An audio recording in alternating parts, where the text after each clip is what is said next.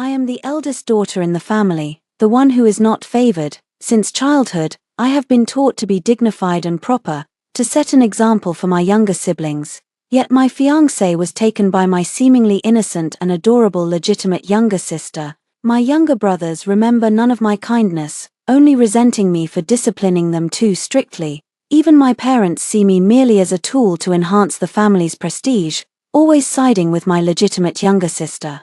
Faced with this situation, I threw up my hands and gave up, deciding from then on to no longer involve myself in any matters of the household. I let them wallow in their trivial squabbles, watching as they gradually fell apart, never to regain the warmth of the past. Even that innocent and adorable legitimate sister of mine, after losing my support, was no longer their cherished darling.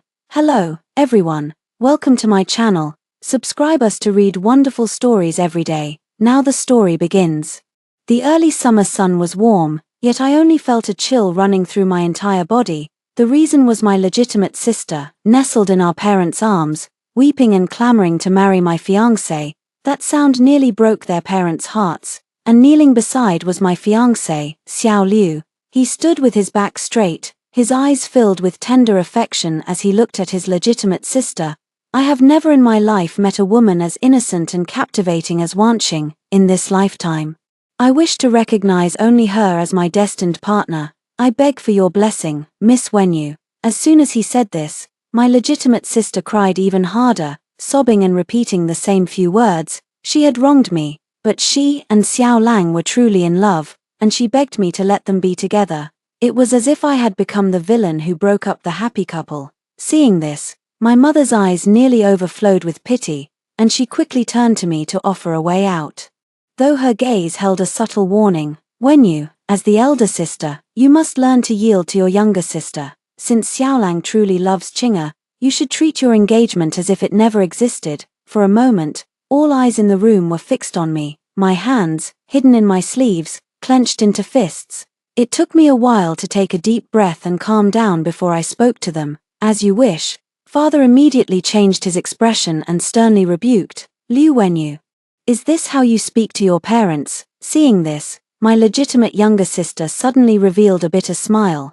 Father, mother, sister must blame me. Wanqing cannot disregard sister's feelings. In this life, I can only have no fate with brother Xiao Liu, standing nearby, immediately grew anxious and changed his expression, his gaze toward me carrying a hint of resentment. There has never been any affection between Miss Wenyu and me, even if we were forced together.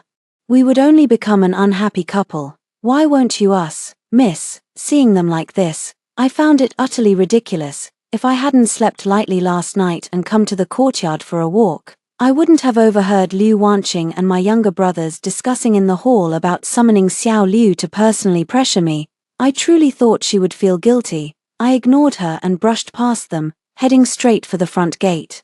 I had barely opened it a crack when my biased father shouted at me to stop. By the time I turned back, my face was already streaked with tears, and my voice had shifted to a sob, since my sister has already bypassed me, the legitimate elder sister, and pledged herself to young Master Xiao, and what was meant to happen has already happened. If father and mother insist that I step aside, I have already stepped aside. What more do you want from me? I was crying so loudly that I was on the verge of wailing myself into a faint. My mother, seeing the situation was getting out of hand, wanted to come over and pretend to comfort me into silence, but unexpectedly, I leaned back and bumped the door open with my shoulder. Standing outside, dumbfounded, were several of the most influential noble ladies of the capital, especially the leader, who is notoriously gossipy. I sent them an invitation early this morning, simply saying that the lotus flowers in my courtyard had bloomed and inviting them to come and admire them. And now, all the scandals in my courtyard are laid out openly before them. These noble ladies have a glint of excitement in their eyes. My sister, who had been crying as if her life depended on it just moments ago, was now truly on the verge of fainting, but I was one step ahead of her. After casting a heart-wrenching smile toward the noble ladies gathered outside the courtyard, I turned and collapsed into the arms of my maid, Ronga. In the past, I cared deeply about the reputation of the Grand Preceptor's household.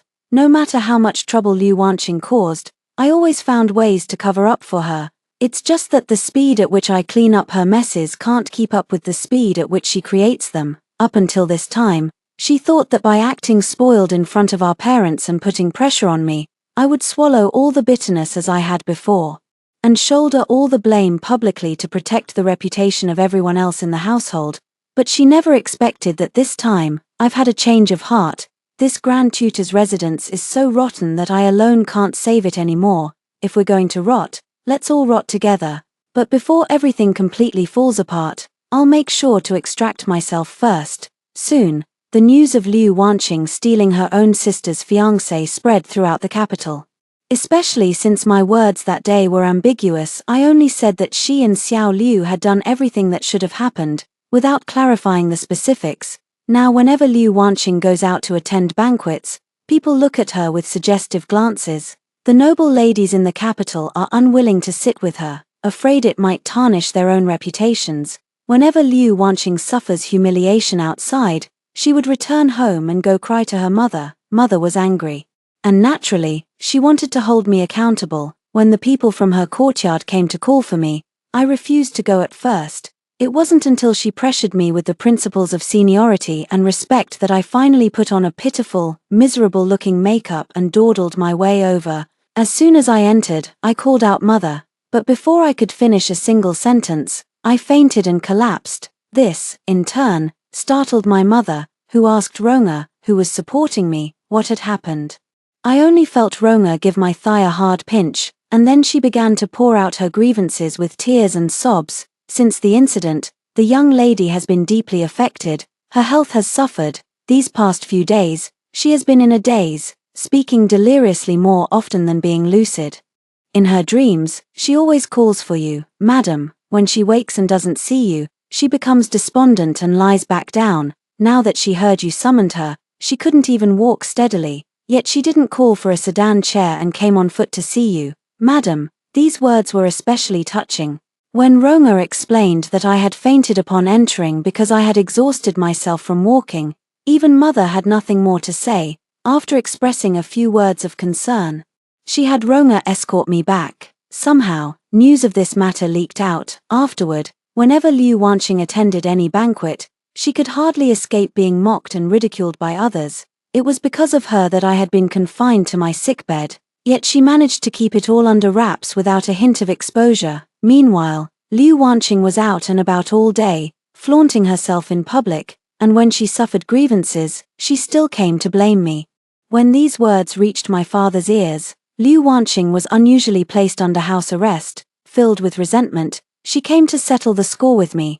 The moment she stood before me, her eyes were already red, and she immediately moved to kneel. I let her kneel for a while before, with trembling hands. I supported Ronga and shakily sat up. In a daze, I mistakenly grabbed the medicine burner from the bedside and hurled it at her.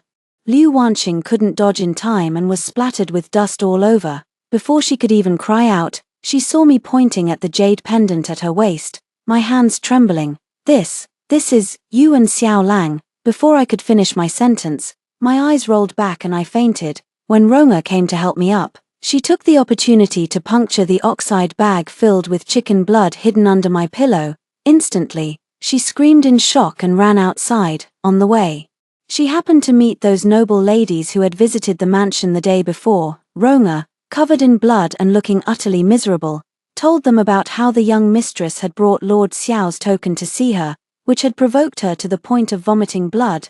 The noble ladies, having feasted on the gossip, left with satisfied expressions. That evening when my father returned home, he intended to sell Ronga. I dragged my sickly body to him, and after performing a bow, I coughed up blood 3 times. I simply said that if father intended to sell Ronga, he might as well dispose of me along with her. In his rage, father's gaze towards me instead held a hint of inquiry.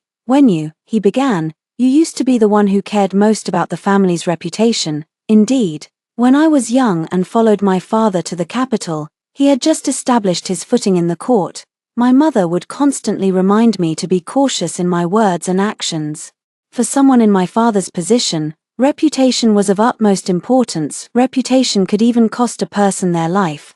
Though I didn't fully understand it at the time, I didn't want anything bad to happen to my father either. As a result, As soon as I arrived in the capital, I became increasingly careful and meticulous in my conduct, to the point where even the noble ladies who had always lived there could find no fault with me. Thus, the reputation of the Grand Preceptor's household hung over my head like a sword, forcing me to be cautious day after day, binding my hands and feet, and making my life monotonous and dull. At this moment, I looked up at my father, not bothering to hide the exhaustion in my eyes.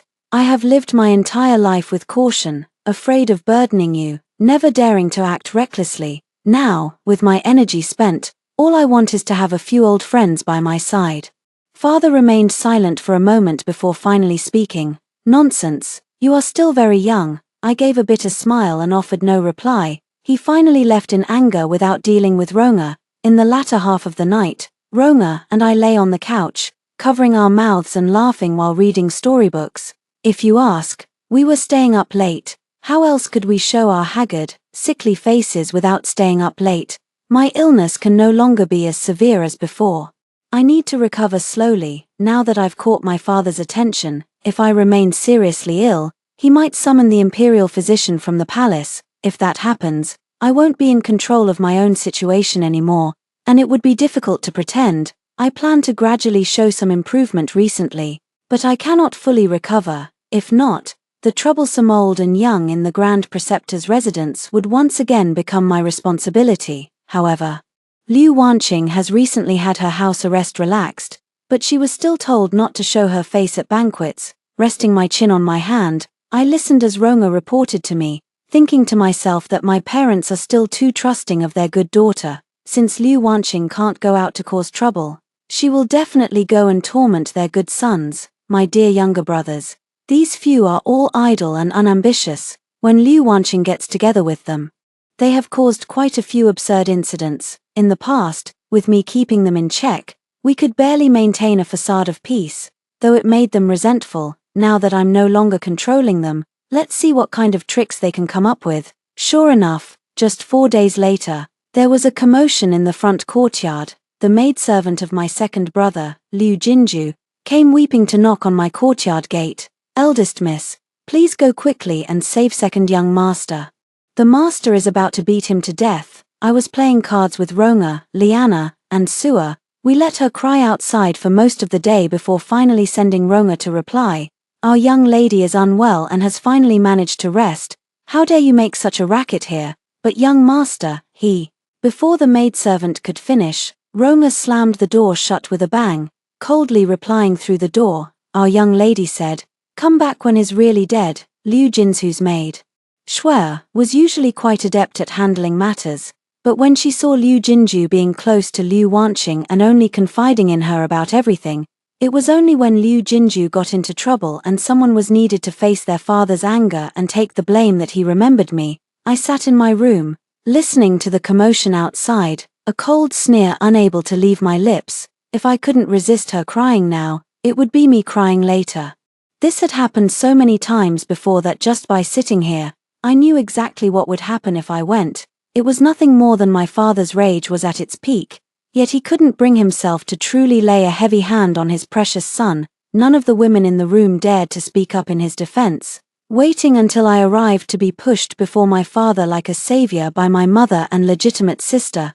My father's anger then naturally found its outlet.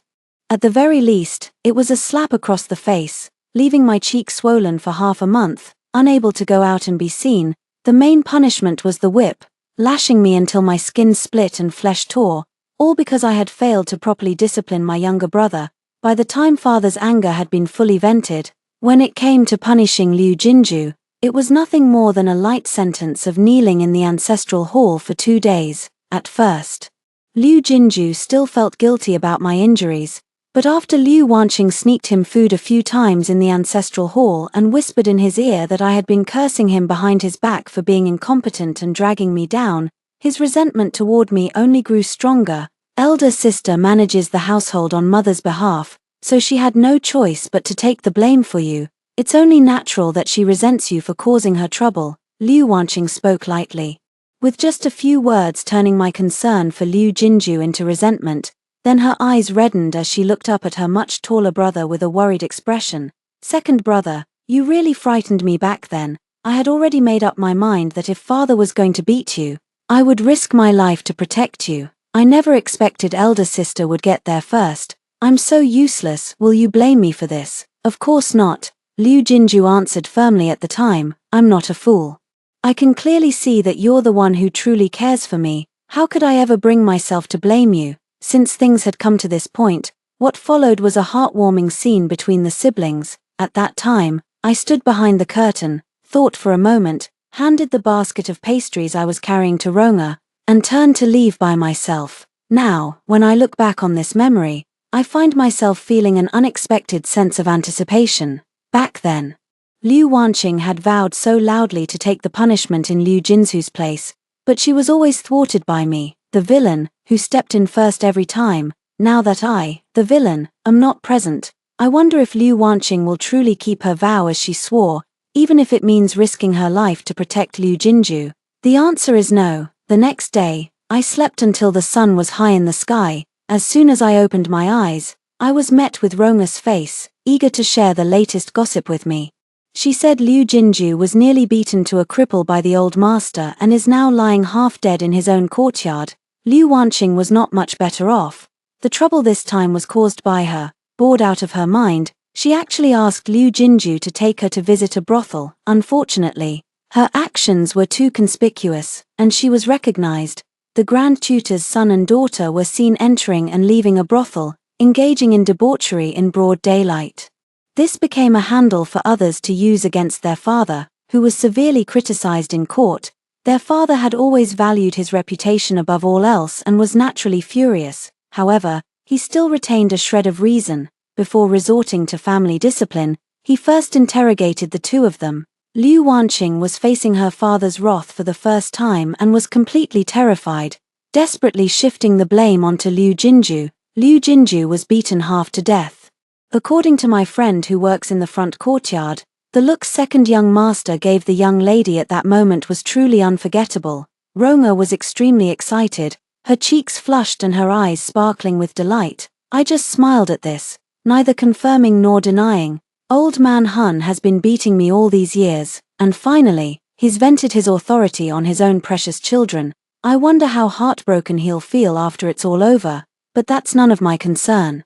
I've given up. Let them stir up as much chaos as they want, even if they turn the world upside down. It won't disturb my peace in the slightest. Not long after the incident with Liu Jinju, trouble arose again in the mansion. My third brother, Liu Quangji, who should have been studying normally at the Imperial Academy, was escorted back by government soldiers one day. The reason was that he got into a verbal dispute with someone at school and, in a fit of rage, resorted to physical violence. If it had just been an ordinary scuffle, it might have been overlooked, but he had built strong connections at the academy over time, and as soon as he threw the first punch, others joined in. Dozens of students ganged up on one person, beating him so severely that he remains unconscious to this day. The one who was beaten was, after all, the son of an official, with his father serving in the Ministry of Personnel, with a few connections pulled. They were about to arrest Liu Quangji and throw him into prison. The Liu family claimed to be part of the Pure Stream faction, and if Liu Quangji wanted to enter the court as an official, he would have to follow the same path of integrity as his father. If he were imprisoned, his future would be largely ruined. My father was still at court at this moment. Upon hearing the official's account, my mother, who was in charge of the household, wept as if her heart were breaking. Completely losing the composure expected of a noblewoman, she clung desperately to Liu Quangji's arm, refusing to let the officers take him away.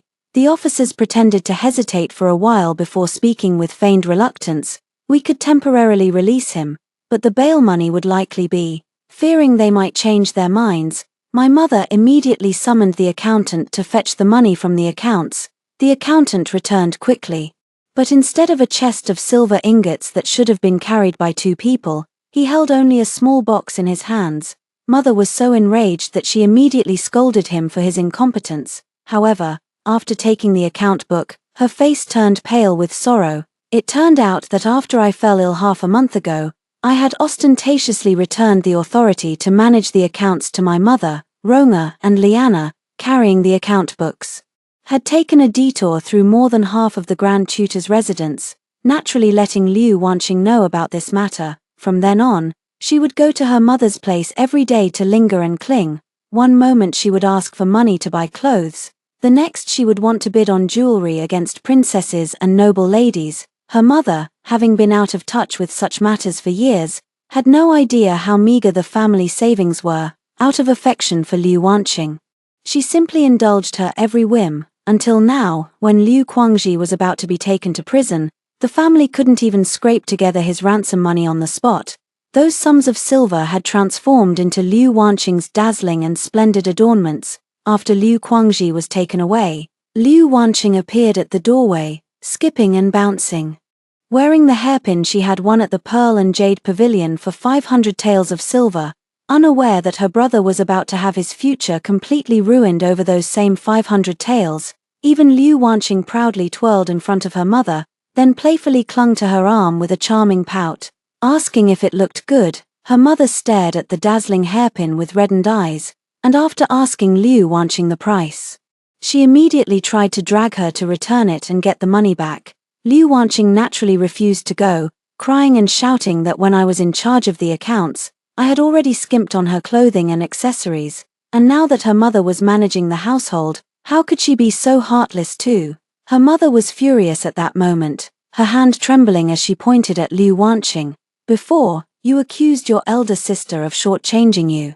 But now I finally understand it wasn't her being stingy, it was you being wasteful and then blaming your elder sister. You're coming with me right now to return that jewelry. Her mother was resolute. Under normal circumstances, Liu Wanqing would have conceded, but she had just recently boasted that she would outshine her rival, Song Ruji, at the palace banquet 10 days later, and crush her underfoot. She had only just savored the delight of snatching a treasure from her rival's hands. And now being forced to return it felt like having her face trampled underfoot. Liu Wanqing refused to go, and her mother was equally determined not to let her proceed like this. Amid the argument, Liu Wanqing suddenly burst into loud sobs and rushed headlong toward the nearby pond, declaring that if she were forced to return the hairpin, she would rather die. Liu Wanqing was eventually stopped by the matrons serving her mother. But her mother had also lost the strength to continue arguing with her. She stood there utterly dejected, thinking of the son and daughter she had cherished as dearly as her own heart, feeling completely lost both in her heart and on her face, fearing that a verbal retelling of the drama wouldn't do it justice. Rong'a even dragged Liana along to reenact the scene with her several times, but since I never saw anything that could make me laugh, the fervor in my eyes also faded. And she cautiously looked at me and said, "If the young lady doesn't like hearing such words, this servant won't speak them again in the future. It's fine. We must always know the news from the front courtyard to prevent any mishaps." I leaned against the table, casually picking up a round fan to prop up my head. After all, they are my family. I refrain from laughing at them to preserve what little virtue I have left. Buddha, forgive me for holding back my laughter. Liu Quangji ultimately wasn't imprisoned. My father's connections in the court managed to pull some strings for him, and Liu Quangji was sent back after just 2 hours. But because of this, father owed a huge favor, and on top of that, after beating someone else's son, he wasn't even willing to spend 500 taels of silver to smooth things over. The Ministry of Personnel official felt that father had gone too far and had completely taken a grudge against him. Now, it would be difficult for father to remain as neutral as he once did. When Liu Wanqing realized the seriousness of the situation and understood that she had stirred up a huge mess, she instantly turned pale with fright. She quickly sent a maid out of the mansion and managed to return the hairpin before Liu Quangji and father returned home. That evening, when she appeared before her father and Liu Quangji, she was already dressed in plain clothes. Her usually charming and delicate face was now completely free of makeup, with only a pair of tear-filled eyes strikingly red. As soon as Liu Wanqing saw her father, she knelt down, pressing her forehead against the cold floor tiles. Her tone was exceptionally pitiful. "Wanqing knows she has committed a grave mistake, nearly ruining my brother's future. From now on, I will always wear plain clothes and never adorn myself again, so that I may forever remember today's fault and atone to my brother and father." After this incident, the anger on the father's face had mostly subsided. After all, Liu Wanqing wasn't completely blinded by her obsession. However, Liu Quangji's expression remained unpleasant. He was still immersed in the fury of nearly being imprisoned, and in response to Liu Wanqing's apology, he merely flicked his sleeve in silence without offering any reply. Liu Wanqing had managed to escape serious punishment, but she would not receive her monthly allowance for the next 6 months. This wasn't really a difficult task for her. She had no silver, but Xiao Liu did. All she needed to do was fabricate more lies about being mistreated in the mansion, then clutch her handkerchief and weep softly before Xiao Liu. Xiao Liu would empty his entire household just to ensure his Wanqing sister could continue sleeping on brocade sheets and satin beds, feasting on delicacies from land and sea, and remain the purest, most carefree girl in the world.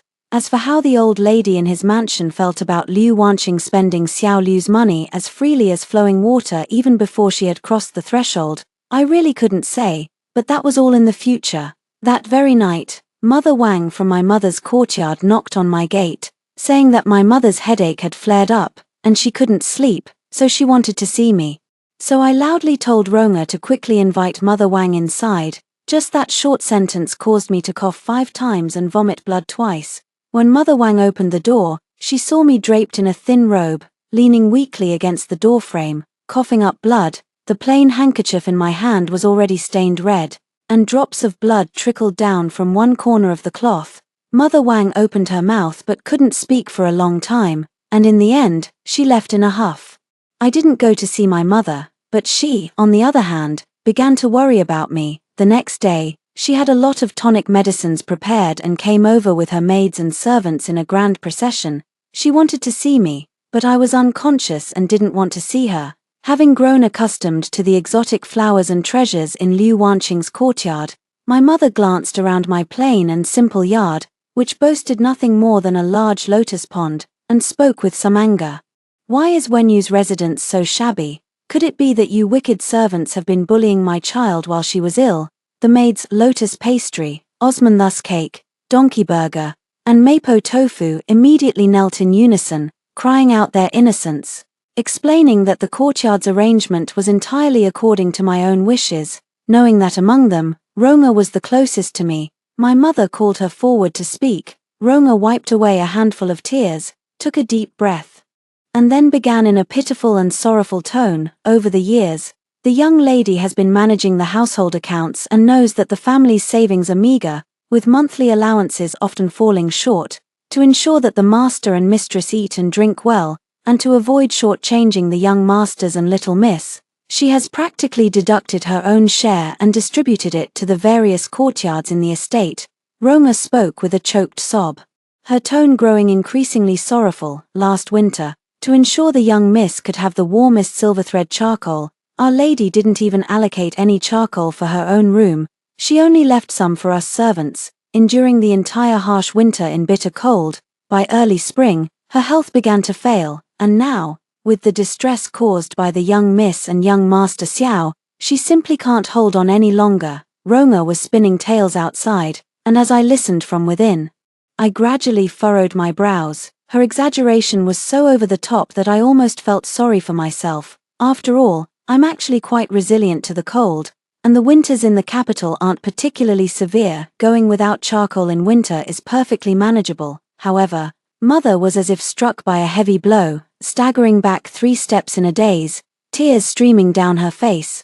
How could this be? My son, seeing this, Mama Wang, who was standing nearby, understood that Mother was in no state to remain there any longer. She waved her hand to dismiss the combinations of lotus seed pastry, Osmanthus cake, donkey meat sandwich, and Mapo tofu, then helped Mother back to her room. No sooner had they left than the courtyard gate was promptly shut by the group. I wriggled out from under the quilt and sat up on the bed, high-fiving each of them in turn, perhaps because the guilt in her heart was too heavy. After that, my mother didn't come to see me much anymore. She had Aunt Wang call a doctor to check on me several times, and the doctor said I just needed to rest and recover. Gradually, she stopped worrying about it. Instead, as the season gradually turned into the height of summer, there were many more matters in the household for her to attend to. For example, the monthly ice buckets, and the 2 new sets of summer clothes that needed to be made for the family every year.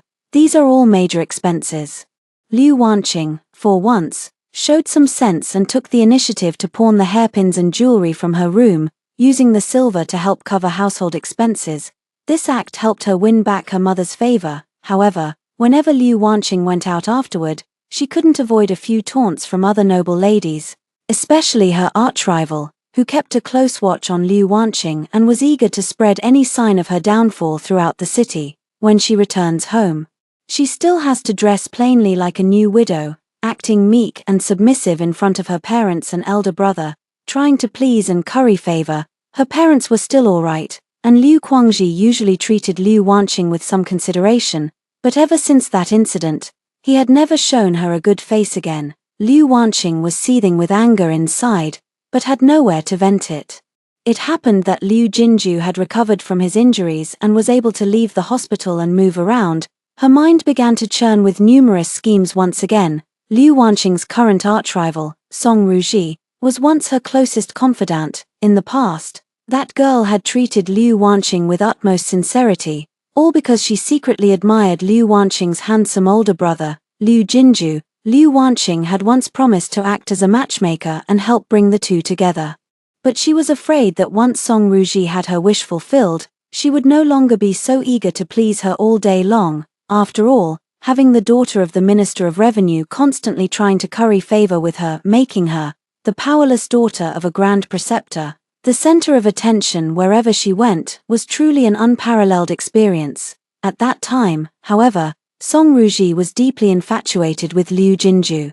So she gritted her teeth and endured Liu Wanqing's increasingly excessive demands day after day, that is, until Liu Wanqing opened the letter Song Ruji had entrusted her to pass to Liu Jinju at a banquet, hid behind a rockery, and read it aloud while mocking it with her maid. Song Ruji, who had left the banquet with an uneasy heart, overheard it clearly. Only then did she realize she had been played by Liu Wanqing. As a noble lady from a prestigious family, being toyed with in such a manner naturally filled her heart with deep hatred for Liu Wanqing. From that day on, Song Ruji opposed Liu Wanqing at every turn, even going so far as to disregard her own reputation to rally other noble ladies in the capital to ostracize Liu Wanqing. Although Liu Wanqing had a few loyal followers by her side, she was no match for Song Ruji's determination to teach her a lesson. Every time she returned home crying, she would curse in the courtyard. She never even looks at what kind of person she is. How could she ever be worthy of my second brother? She's like a toad lusting after swan meat, and then she turns around and blames me for it. At that time, Liu Jinju was protective of her. Seeing Liu Wanqing being bullied by Song Ruji's side, he grew increasingly displeased with Song Ruji, finding fault with everything about her. Thus, the enmity between Song Ruji and Liu Wanqing grew deeper and deeper. If I were that Miss Song, spending my own money and effort all day long only to end up with no appreciation in return, I would have long since stuffed that wretch who played me into a sack with stones and sunk her in the pond. Sua couldn't help but mutter under her breath as she poured tea beside me. I cast her a light glance and warned with a faint smile, "Watch your words." Her indignation was hardly surprising, as earlier today on her way to fetch the ice bucket, she happened to run into Liu Wanqing pestering Liu Jinju about her malicious scheme. She clung to Liu Jinju, acting coquettishly and pleading with him to feign affection for Song Ruji, only to publicly reject her later and humiliate her. However, this time Liu Jinju no longer unconditionally indulged Liu Wanqing as he had before. Faced with Liu Wanqing clinging to his arm and acting coquettishly, he merely cast a cold glance at her before pulling his arm away. Second young master doesn't seem willing to pay her any attention anymore, but when he saw me, he actually spoke to me from afar. Sua spoke while reminiscing. That's strange. Usually when second young master sees people from our courtyard, he never gives us a second glance. What could he possibly have to say to you? Guia, holding a large broom while sweeping nearby, couldn't help but interject. Sua rolled her eyes at her. What are you thinking? The second young master came to ask me about the eldest young lady. Me, hearing this, I couldn't help but pause my fanning in surprise. What did he ask about me? So Sua took a step back, stood up straight and proper, and respectfully imitated Liu Jinzu's manner, speaking somewhat awkwardly. I heard that elder sister has been ill. Has she been feeling better these past few days? Liu Wanqing, who was standing nearby, wasn't pleased upon hearing this. With reddened eyes, She stepped forward. Second brother. I just told you so much and you ignored me. Now you only care about asking after sister. What are you doing? Nothing. Liu Jinju cast a fleeting glance at Liu Wanqing before turning his gaze forward, never looking at her again. It's just that I've realized the difference between pretty words and genuine actions. Liu Jinju had truly settled down recently. In the past, relying on his family's status, he spent his days fooling around with Liu Wanqing, engaging in cockfighting and dog racing, never applying himself to proper studies. But these past few days, he had actually proposed to his father that he wanted to gain experience in the military, to earn some achievements and bring honor to the Grand Tutor's residence and his father. If he had shown such determination in the past, his father would have eagerly arranged everything to send him off without delay. Unfortunately, the Grand Preceptor's estate had fallen into disrepute. His father's political rivals at court were watching him closely, and his younger brother Liu Guangxi had offended people outside. As a result, matters became difficult to handle. His father feared that even a single oversight might lead to Liu Jinju being harmed outside. For these reasons, despite Liu Jinzu's eagerness to advance, his father kept him at home for an additional 6 months. After all, most sons of officials who joined the military had to start from the bottom. If someone harbored ill intentions, although it might not cost his life, injuries resulting in the loss of limbs or lifelong disability were not uncommon in the army. Liu Jinju was quite dejected, shutting himself in his courtyard all day, seemingly competing with me for the title of the laziest person in the mansion. Lately, the weather has grown increasingly hot. Unlike previous years when summer was merely unbearable, it's now so stifling that staying indoors has become impossible. My maids and I spend our days hiding in the shade of the trees by the pond in the courtyard, each of us sprawled out, fanning ourselves desperately as if we were about to open our mouths and pant to cool down. I heard there's a drought in Huangju. The ponds that used to be filled with lotus roots have all dried up this year, and the ground has cracked more than 3 inches deep, Sua said gloomily, leaning against the railing of the pavilion as she shared the news she had heard in the mansion today. It's unbearably hot here in the capital too. I heard most of the well water used to chill the ice buckets in the city has dried up. The price of ice buckets outside has multiplied several times. I'm afraid our manor won't be able to supply every courtyard with them anymore. Roma wiped her sweaty wrist, her expression looking somewhat worried. Didn't they say Wanqing pawned some jewelry to help with the household expenses? Those deficits in the accounts should have been covered by now. Why does it still sound so financially strained? Hearing this, my hand paused mid-action, the round fan half covering my face as I spoke in surprise. Roma looked at my performance with utter speechlessness, not wanting to say another word to me. However, Sua, who didn't understand the situation, puckered her lips and explained to me earnestly. All of the young lady's jewelry purchases were focused on exquisite craftsmanship. When actually pawned, hardly any could recoup their cost. The silver she brought back recently wasn't even half of what she originally spent on them. The mistress is inexperienced in managing accounts and lacks proper planning, so that little money was spent almost completely already. As she spoke, she puffed out her cheeks and muttered a couple more times. It's just that Madam doesn't know how much the young lady spent on that jewelry. If she found out, her eyes would practically pop out of her head. No sooner had the words left her mouth than she was suddenly tapped on the head with a fan handle. Turning around, she saw Liana glaring at her. You've got some nerve. Gossiping about the mistress right here in the manor. Sua pouted so exaggeratedly that her comical expression made everyone laugh. I couldn't help but reach out and pinch her cheek, then pop a lotus seed candy into her mouth. Just bear with it a little longer. This year's mud is almost ready, and now that I don't have to manage the accounts anymore, we're practically rich. Let others worry about the manor's affairs. Life went on in this make-do manor, with each day's sun growing increasingly scorching. The cost of living in the capital had multiplied several times over, and Mother was constantly overwhelmed with worry as she tallied the accounts. The ice buckets in several courtyards had gradually run out, with only the one in Father's study still being replenished. I heard that Mother had felt on the verge of breaking several times, wanting to go to Father and ask for money, but in the end, she gritted her teeth and endured it. She still vividly remembers the days before her father had made his fortune. When she was scolded by her strict grandmother for not knowing how to manage the household accounts, Her grandmother would poke her forehead and call her a useless burden. Back then, her father, dutifully serving his mother, would join in, bitterly cursing himself for marrying a woman who wasted the family's wealth. At that time, her mother, with tears in her eyes, was struck by her grandmother's broomstick and fell to the ground. Out of the corner of her eye, she caught sight of her young, bewildered self standing nearby, and her eyes were filled with humiliation. Now, the grandmother has long since passed away, but her mother has never forgotten that humiliation. Even when speaking to her father, she still finds it difficult to bring up the matter. Yet, the scorching heat showed no mercy for this woman troubled by a few thin account books. After pawning her jewelry a few times, when her mother asked again, Liu Wanqing kept pleading poverty. In the end, her mother had no choice but to knock on the door of my courtyard once more. This time, I greeted her quickly. As soon as Lu Ru opened the courtyard gate, I stepped forward with a box of antique jewelry in hand,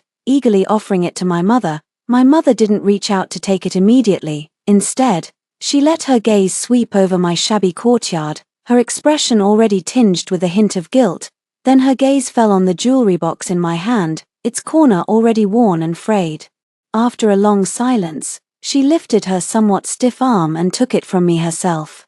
Mama Wang, who was standing nearby, moved to take it from her, but was sharply waved away. As mother was leaving, she looked at me, her eyes filled with a tumult of emotions that finally gathered into a single tear. Rolling from the wrinkled corner of her eye, she let out a long sigh, as if trying to exhale all the sorrow from her chest, but it only seemed to make her more heartbroken. She recognized that all the jewelry in the box was from 20 years ago. Those were items her mother had used and worn out in the past. Back when I first moved with my parents from the remote Qingju to the capital, other girls were adorned with hairpins and wore colorful embroidered dresses.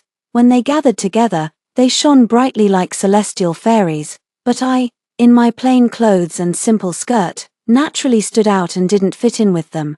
Though I was cautious and never targeted, I was still young and loved beauty back then. And I would come home with reddened eyes from feeling wronged. Seeing this, my mother gave me all her jewelry in one go, comforting me by saying that her agates and jade beads were all genuine, and they would be enough for me to wear until I got married. Later, as my father's official career gradually improved, the household expenses became more generous. However, my father had no backing in the court after all. He reached the position of Grand Preceptor entirely by relying on his integrity and poverty to pledge loyalty to the sage.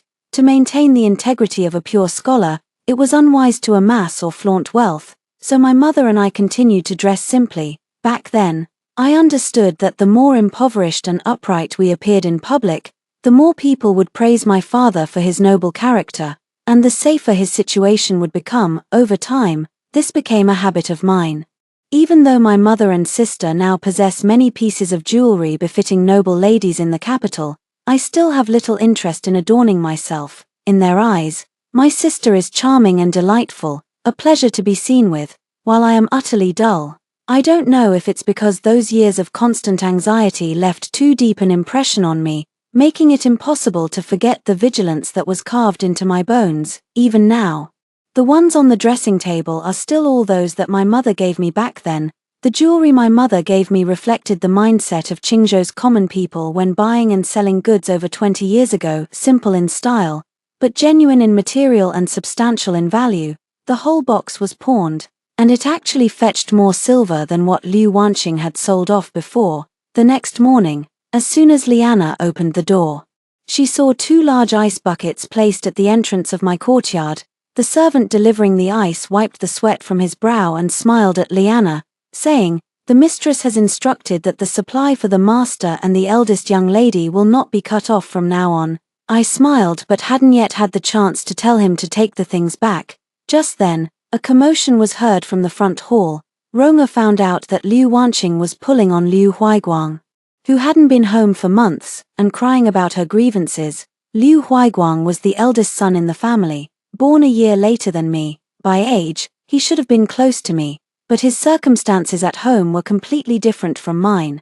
Our parents poured all their hopes into him, expecting him to inherit the family legacy, study for officialdom, and bring glory to the family name, while I was still clutching the old jewelry my mother had given me. Enduring the disdainful glances of others, Huaiguang was already dressed in brocade robes and black boots, using the most expensive brushes and inkstones in the capital, studying and working under the patronage of renowned figures at court. And earlier, when our family was still in Qingju, when times grew lean, I too had to roll up my trousers and sleeves. Joining my cousins in the lotus pond to gather lotus fibers for grinding into seal paste, a delicate task that required day and night labor even after returning home, yet the rewards were substantial. The 2 boxes we produced each year were sold by traveling merchants to the nobles in the capital. The payment I brought back was enough to cover rice and flour for the household for more than half a year. Only sometimes, when I returned home with my clothes half-soaked and carrying lotus roots, I would happen to run into Huaiguang studying in the courtyard. His slightly disdainful gaze would sweep over my ankles, still speckled with mud, and I couldn't help but feel uneasy, my heels grinding slightly into the ground as I shifted backward. Although he was my younger brother and not much younger than me, he had only been close to me when we were little children. Ever since he started reading and remembering things, he hardly spoke to me anymore, always looking as if he thought I was an embarrassment. Back then, our family didn't have the power and influence it does now, and I didn't have so many younger siblings. Mother was still gentle with me. On cool summer nights, she would hold me in her arms, stroking my back to comfort me. Huaiguang is a boy, he's different from you, from all of us. Huaiguang has to study, and later he'll become an official to support the whole family. He has such high standards and can't stand the slightest mess in life. But mother knows that you did this for the family after all. The new Xian paper Huaiguang bought was paid for by you pulling lotus root fibers. Comforted by my mother's gentle understanding, I thought to myself that once Huaiguang found out I had bought him books, paper, and brushes, he would naturally understand me just like mother did. He had simply never considered that no one would ever tell Liu Huaiguang about such matters, because he was the eldest son in the family, the one destined to bring glory to the clan. He only needed to use ready-made paper and brushes to write his policy essays, without needing to know where these things came from. It was for this reason that although Liu Huaiguang and I were the same age, the worlds we had seen were entirely different. I often wonder. When Liu Huaiguang used to discuss policies suggesting that the poor could sell their household storage for a considerable sum of money, at that time, he was already 13 and had studied with his teacher for 5 years. How kind and perfect must the world have seemed in his eyes for him to utter such naive and childish words? I couldn't find an answer.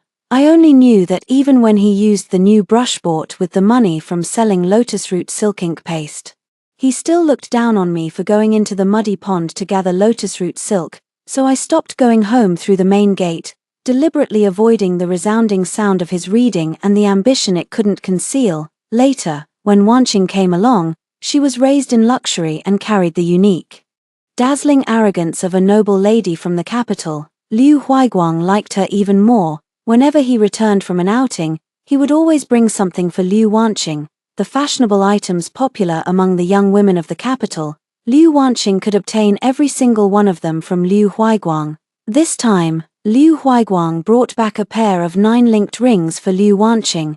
These rings had become a popular plaything in the capital over the past half-month. With the sun blazing hot these days, the noble sons and young masters, unable to play polo, would gather together all day long to solve the linked rings. The trend quickly spread among the nobility. Liu Huaiguang bought this pair for Liu Wanqing, hoping to bring a charming smile to his sister's face. He also wished for her to become as clever and graceful as other noble ladies, capable of solving intricate puzzles and creating an elegant tale of wit and beauty.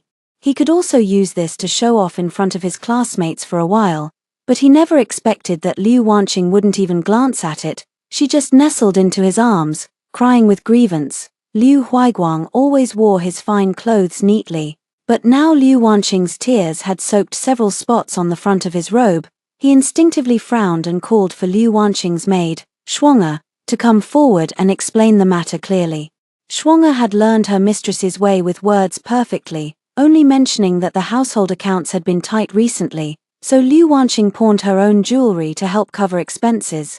Yet the lady of the house had cut off her ice supply and sent the ice buckets to my courtyard instead, but she completely omitted why the household accounts were tight in the first place. and why I needed those ice buckets in our mother's eyes. These are just trivial matters. Why make such a fuss? Come.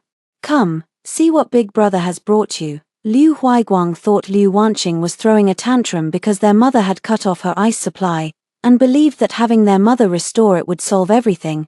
His mind was still focused on showing his gift to Liu Wanqing. Seeing that Liu Huaiguang had no intention of standing up for her, Liu Wanqing suppressed her anger with a pout and reluctantly forced herself to play along with Liu Huaiguang for a while. However, her mind was in turmoil, and she truly had no patience to sit down and solve the interlocking rings. She excused herself, saying she would send someone to deliver them to Liu Huaiguang's courtyard once she had solved them, and then left with Shuang'er. Liu Huaiguang felt slightly displeased by her evasion but let her go anyway. It is said that Liu Wanqing bid farewell to Liu Huaiguang with a smile, but the moment she turned around, her back carried a hint of anger. Having overheard such a lively scene at the courtyard gate for nothing, I exchanged a knowing smile with the person delivering the ice buckets. It seems this situation isn't quite right. Please do me a favor and relay to my mother that my health doesn't require them. My younger sister is young and full of energy, always active. It would be better to send these 2 ice buckets to the west courtyard instead. Mother wanted to use 2 ice buckets to ease her guilt, but I wasn't willing to accept it. The servant delivering the buckets came from Mother's courtyard, having just overheard that Mother's most beloved Liu Wanqing had complained to Liu Huaiguang about this matter. His expression had already turned troubled. Hearing my refusal, he even forgot the customary polite gestures, quickly finished his bows, then turned around, picked up the bucket, and went back. Rong'er and I also turned around to close the gate and return to the courtyard when I heard a voice from behind. Eldest sister. It was Liu Jinju calling me. By the time I turned back, he was already in front of me. This man, who had never deigned to look at me properly, was now bowing respectfully with his head lowered and arms properly positioned. I watched him coldly for a long while. Even when his arms trembled from the strain, I had no intention of helping him up. Liu Jinju and I remained locked in this standoff for quite some time. After a long while, I finally released the handkerchief clenched in my palm, covered my mouth to cough a few times, and said in a low voice, "My health is poor, so I won't impose on second young master any further." With that, I returned to the courtyard. Rong'er and Liana quickly worked together to close the gate, even carefully latching the lock. I still remember when Liu Wanqing was discussing her plan to have Xiao Liu call off the engagement and propose to her instead. Liu Jinju was the one who voiced the loudest agreement.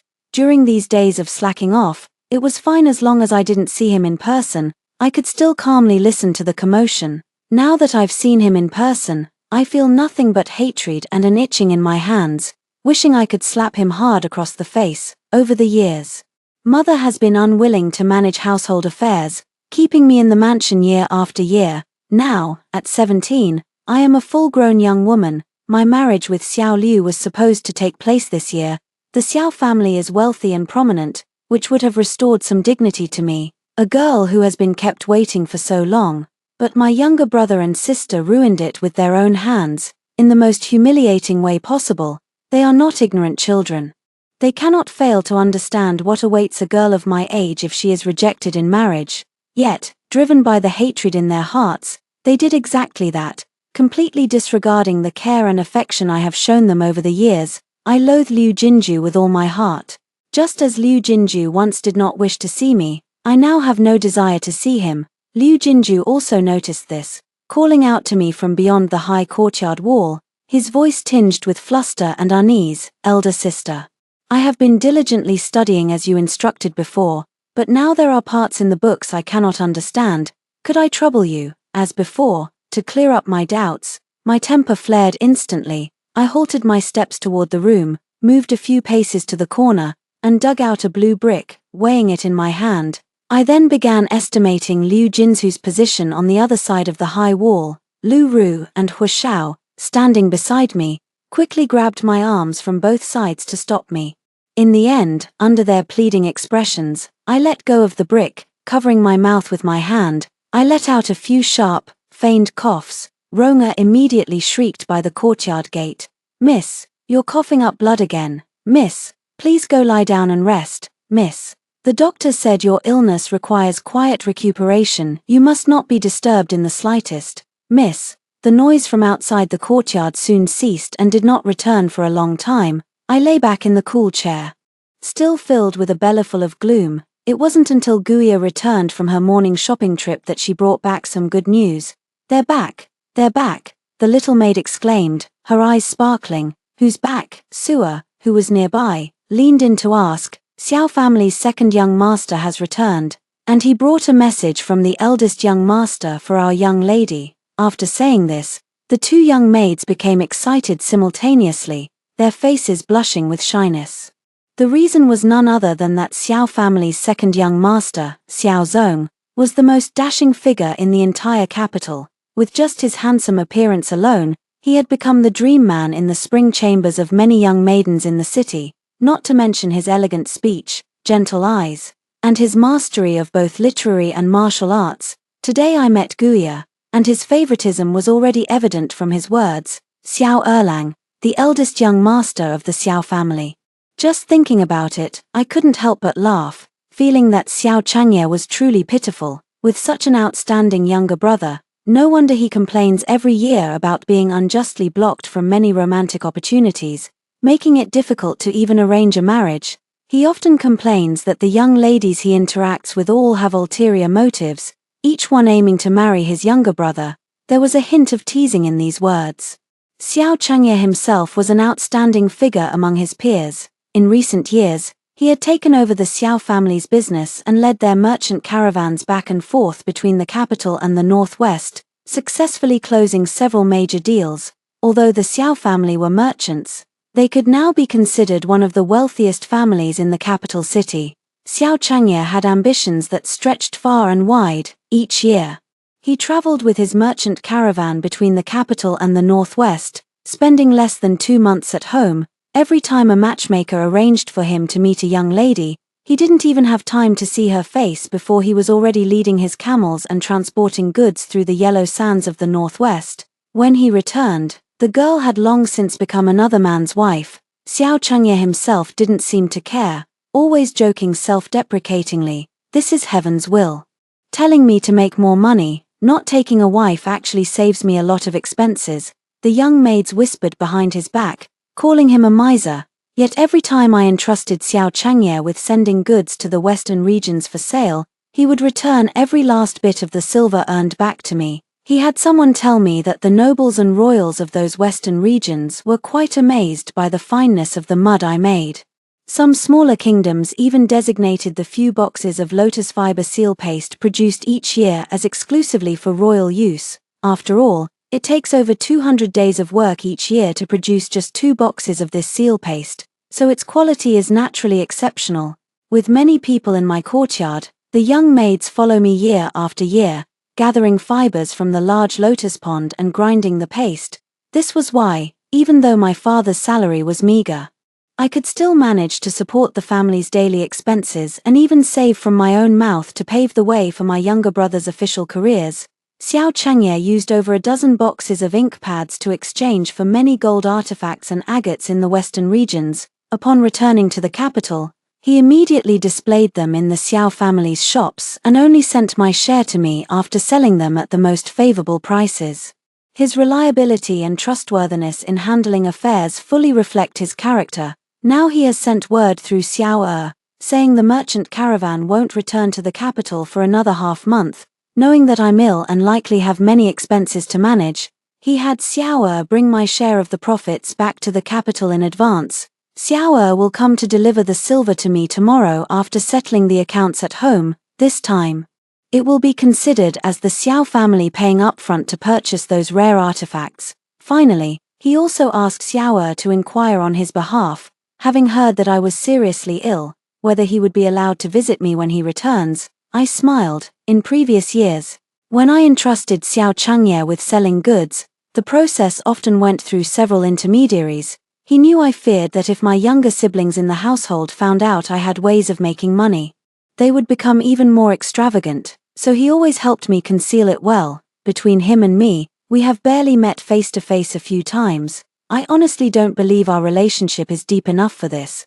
Now that Xiao Die has asked this, It's hard not to think he has ulterior motives. Xiao Zong is a thoughtful person, knowing that the Xiao family and I have no public ties, and that a sudden visit would be inappropriate. He first sent a messenger to deliver an invitation, arranging to meet at the Xiao family's restaurant. After all, he's bringing me money, so I should be a bit more enthusiastic. It's a pity I can't go out now. Dozens of eyes in the mansion are watching me closely. As soon as I'm able to move around a bit, they'll shove this whole mess of family affairs back into my hands. I asked Guia to send a message, saying I'd heard there are many practical medicinal herbs from the western regions, and I'd like to request one at a reasonable price to nourish my health. Xiao Zong came to visit with gifts that very afternoon. When I went to greet him, I happened to run into Liu Guangji arguing with my mother by the pond. He said, "Back then, when you sent my elder brother to study under Prime Minister Su, you started with 5,000 taels of silver without hesitation.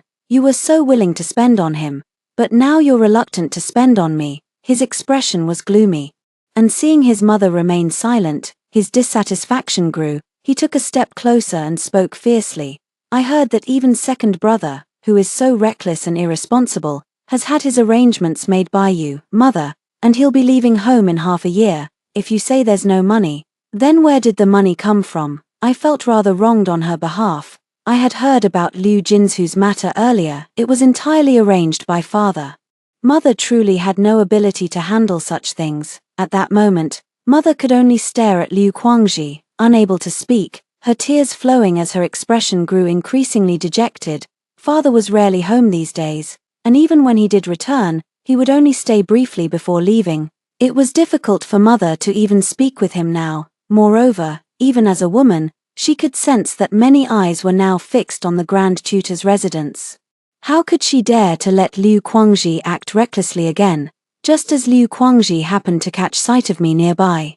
He gave me a sinister glance and was about to leave, but my mother quickly went after him. Seeing that they were leaving through the main gate, I deliberately lagged behind them. From a distance, I saw Liu Wanqing returning from outside. She seemed to be in a good mood, chatting and laughing with Shuang'er, who was holding many gifts in her arms. Liu Guangji immediately noticed the items in Shuang'er's arms and flared up at my mother again. "You said there's no money at home. So where did all those things of hers come from?" Mother couldn't find the words, then suddenly thought of something and scolded Liu Wanqing harshly. "You troublemaker, have you taken things from the Xiao family again? You're not even married yet. How will you be respected by your in-laws in the future if you keep this up? And now that your father is under close scrutiny at court, how can you possibly?" Liu Wanqing had been holding back for many days. Seeing me standing behind them watching the spectacle, she instantly felt her pride wounded and her temper flared. She directly interrupted mother. "Young Master Xiao loves me dearly. That's why he can't bear to see me lacking in any luxury. The entire Xiao family will belong to him someday. What right do they have to comment on me using his things? It's you, mother, who favors my elder sister and can't stand to see me doing well, my child.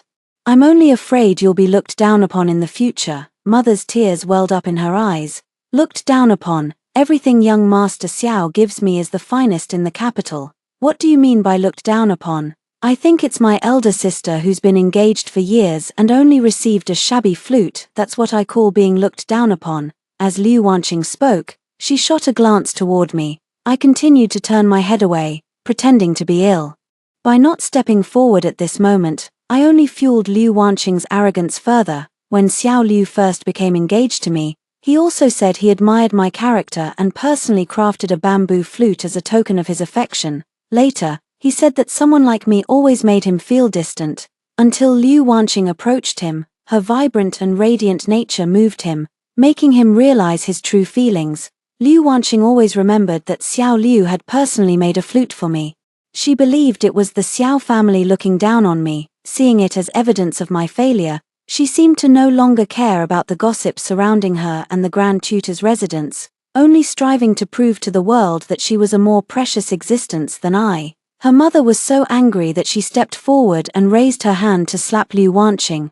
Liu Wanqing didn't bother pretending anymore either, thrusting her face forward and glaring at her mother with wide eyes, daring her to actually land that slap. After all, Xiao Liu's infatuation with her had given her the confidence. Her mother's hand hung in mid-air. with no one around to stop her at that moment. In the end, she still couldn't bring herself to strike. She just clutched her chest, lamenting the wickedness. I looked at her, feeling a mix of amusement and pity. Over the years, my mother had always carried a faint air of haughtiness around me. I knew she had been flattered too much and held herself with the demeanor of a noble lady. When she looked at me, she always seemed to think I still carried the rustic air of Qingju, much like how she herself had been treated by my grandmother back in the day, someone who couldn't be shown off. But now, this proud noble lady could only shed tears in the face of the children she had devoted herself to raising. It seemed that aside from crying, she had no better way to cope at the moment. Liu Wanqing was stubbornly arguing with her, while her dear son Liu Guangxi had long since stormed off in a huff, cursing women for causing trouble. She must have been utterly bewildered. How could these people, who had once been so gentle and considerate in front of her, have changed so drastically in just a few short months? Perhaps later she would come to realize that maybe they had always been this way. My health isn't good, so I had been sitting to the side watching them argue. The weather was unbearably hot, and Roma was fanning me from beside me. When my mother's pleading gaze drifted over, I just kept coughing incessantly into my handkerchief, covering my lips. Coughing like this, naturally I couldn't possibly have witnessed anything that happened. It wasn't until the gatekeeper came to announce that the second young master of the Xiao family had come to visit that I supported Roma and stood up. Weakly stepping past the mother and daughter pair to greet my guest, Xiao Zong had long been waiting at the entrance.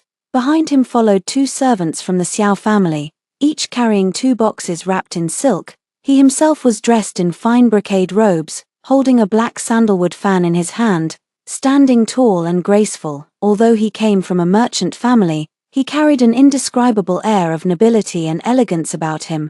The man was indeed as gentle as the rumors said.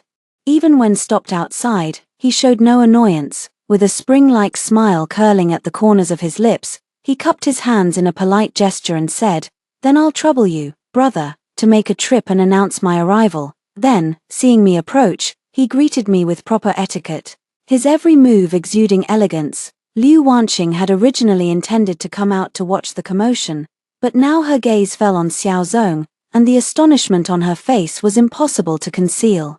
"This is Xiao Erlang," I heard her murmur beside me. What a pity, he's from a merchant family background. I felt a wave of speechlessness in my heart, and Roma and Liana beside me seemed equally at a loss for words, so they quickly ushered Xiao Erlang into the residence on my behalf. Just as the 4 gift boxes wrapped in silk were being carried past Liu Wanqing, she suddenly stopped them and asked, as if casually, "What's inside these?" I didn't know my elder sister had any dealings with the Xiao family. Xiao Zong still wore that gentle, moonlit smile on his face. "The eldest young lady of your household purchases charcoal from the Xiao family's shop every winter, supporting our business. These medicinal herbs are common in the western regions. Though not highly valuable, they are but a small token of our gratitude." While Xiao Zong was speaking, Liu Wanqing had already instructed Shuang'er to lift one side of the lid.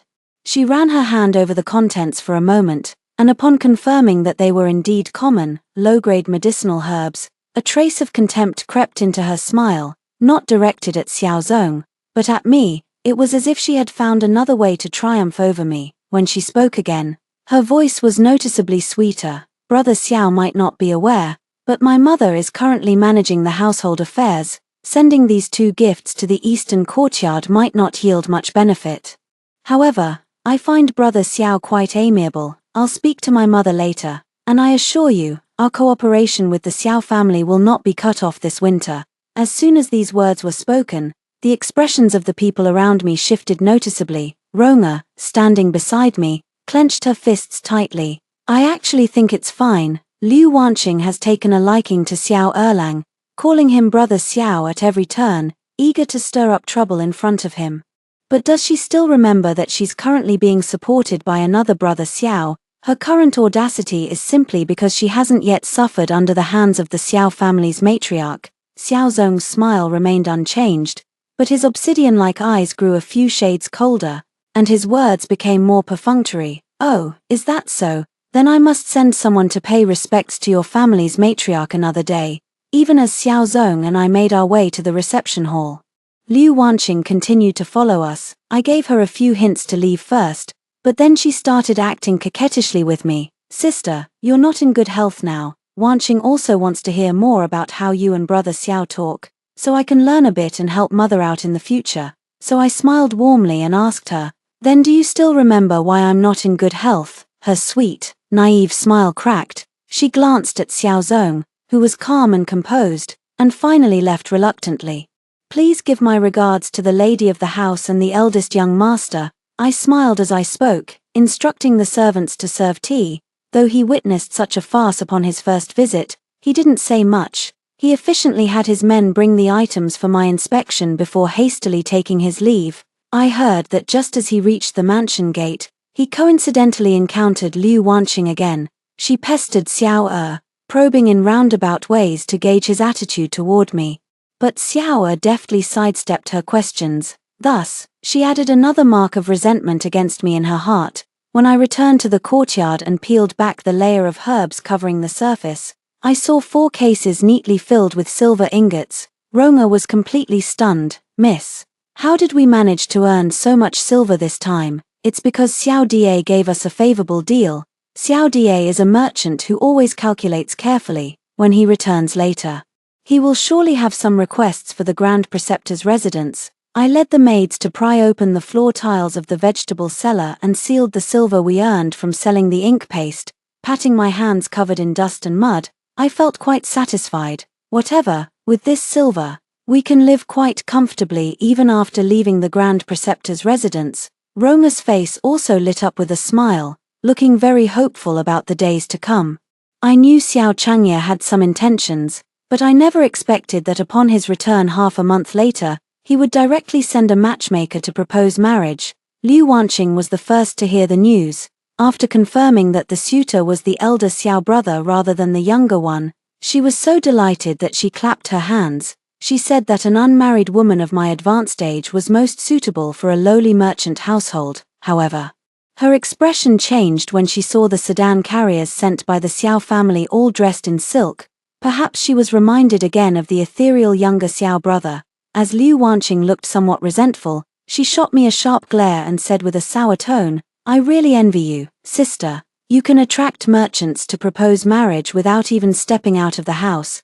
Before I could speak, Liu Jinju, who had hurried over, was the first to scold her. Liu Wanqing, before criticizing others, don't forget how your own marriage came about. With that, he paid no further attention to Liu Wanqing's momentarily dramatic expression, turned around, and respectfully bowed to me. Greetings, eldest sister. I clutched my handkerchief and turned my head aside, pretending to be hurt by Liu Wanqing's words. Ignoring him, Liu Wanqing, provoked by Liu Jinzu's words, was naturally furious. Just as she was about to speak again, mother arrived. She immediately went up and shook her mother's arm, saying anxiously that it was terrible merchants from the city could come to propose marriage to her legitimate elder sister. Without even looking at the matchmaker sent by the Xiao family, mother flatly refused, saying that I was in poor health and needed to stay at home for a couple more years. I saw the matchmaker's face show a look of surprise. I am 17 now, and in 2 years I will be 19. By then, I truly won't be able to marry anyone. I know what's on my mother's mind. She's still hoping I'll recover and clean up this mess for her, but I'm no longer willing to indulge her. The Xiao family is a well-known wealthy household in Shangjing City. Although my understanding of Xiao Changye isn't deep, he's already the most familiar person I can get close to at the moment. If I wanted to leave the Grand Tutor's residence, marriage was the quickest way. I decided to take a gamble. Before the matchmaker could leave, I stood up and called out to her, speaking each word clearly. Please convey my reply to young Master Xiao. Tell him that Liu Wenyu agrees to this marriage. Wenyu, have you lost your mind? Mother exclaimed in shock. How can the son of a merchant be a match for the daughter of the Grand Tutor? And how dare you accept a marriage proposal without consulting me? How can you be so lacking in propriety and manners? Mother, I looked at her, my expression sorrowful. This year, I was supposed to marry into the Xiao family and become a member of their household, but I was abandoned even before the wedding. Even though I am the daughter of the Grand Tutor, my reputation is already ruined. Moreover, staying in this residence day after day, seeing the same familiar scenes, I am constantly reminded of that heartbreaking, devastating day. I wish I could die of shame and anger right this instant. I looked at her, pounding my chest with my palm, my voice filled with sorrow and anger, each word dripping with blood, as I cried out sharply, "Mother!" Mother seemed stunned by my words, taking a moment to collect herself before guiltily averting her gaze. Liu Wanqing, who was standing nearby, was about to speak. But Liu Jinju glared at her fiercely. After a while, Mother finally spoke slowly to the matchmaker. "The matter has come up so suddenly, I still need to discuss it with my family. Please go back for now and return another day." After saying all this, Mother looked tired and was about to return, supported by Mama Wang. As she passed by me, she paused and asked, "Wenyu, do you resent me in your heart?" I lowered my head, biting my lower lip without speaking. After a long while, Mother let out a deep sigh, her tone tinged with sorrow. "You're too sensible, and you've suffered too much. I've said it before, in Mother's heart, 2 ice buckets are enough to settle her guilt toward me. No matter what I say or do, it can never compare to Liu Wanqing, her most beloved, clinging to her and acting coquettishly. If I were to ask anything of her, I would have to tear open my past miseries again and again for her to see, just to earn a sliver of her pity and sympathy, even if she now sheds tears and feels she has held me back. In a couple of days, when she sees I am fine, she will set me aside once more. What kind of daughter is raised like this?" That very night, I sent someone to ask Xiao Chengye why it was so sudden. His reply was equally brief: "I'm afraid you can't wait." I didn't understand his words at the time, but I soon did. That day, my father returned home from court, accompanied by the long-absent Liu Huaiguang. He looked radiant and full of energy, appearing quite pleased with himself. Upon inquiring, I learned that Liu Huaiguang had recently caught the eye of Prime Minister Su, who intended to bring him into his inner circle to work. It was also said that Prime Minister Su had long taken a liking to him. When the matter involving Liu Guangji arose, the Prime Minister had even stepped in to resolve it, all for the purpose of currying favor with Liu Huaiguang. Prime Minister Su's power in the capital was currently at its peak. So for Liu Huaiguang to be recognized by him was naturally a commendable achievement. Liu Wanqing listened to Liu Huaiguang's words, her face beaming with joy. She circled around him, addressing him as Big Brother repeatedly, showing more attentiveness than ever before. Even the maids around me could sense that something was off. When the young master was in school, the policy essays he sent back were 9 out of 10 full of nonsense. Everyone in the household knows exactly how much he really knows.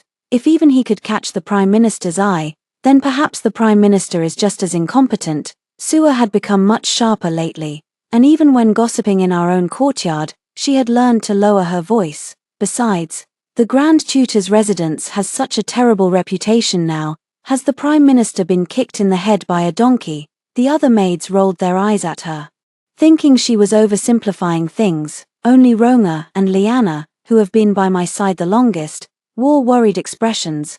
What Prime Minister Su has his eye on is certainly not my naive and foolish younger brother.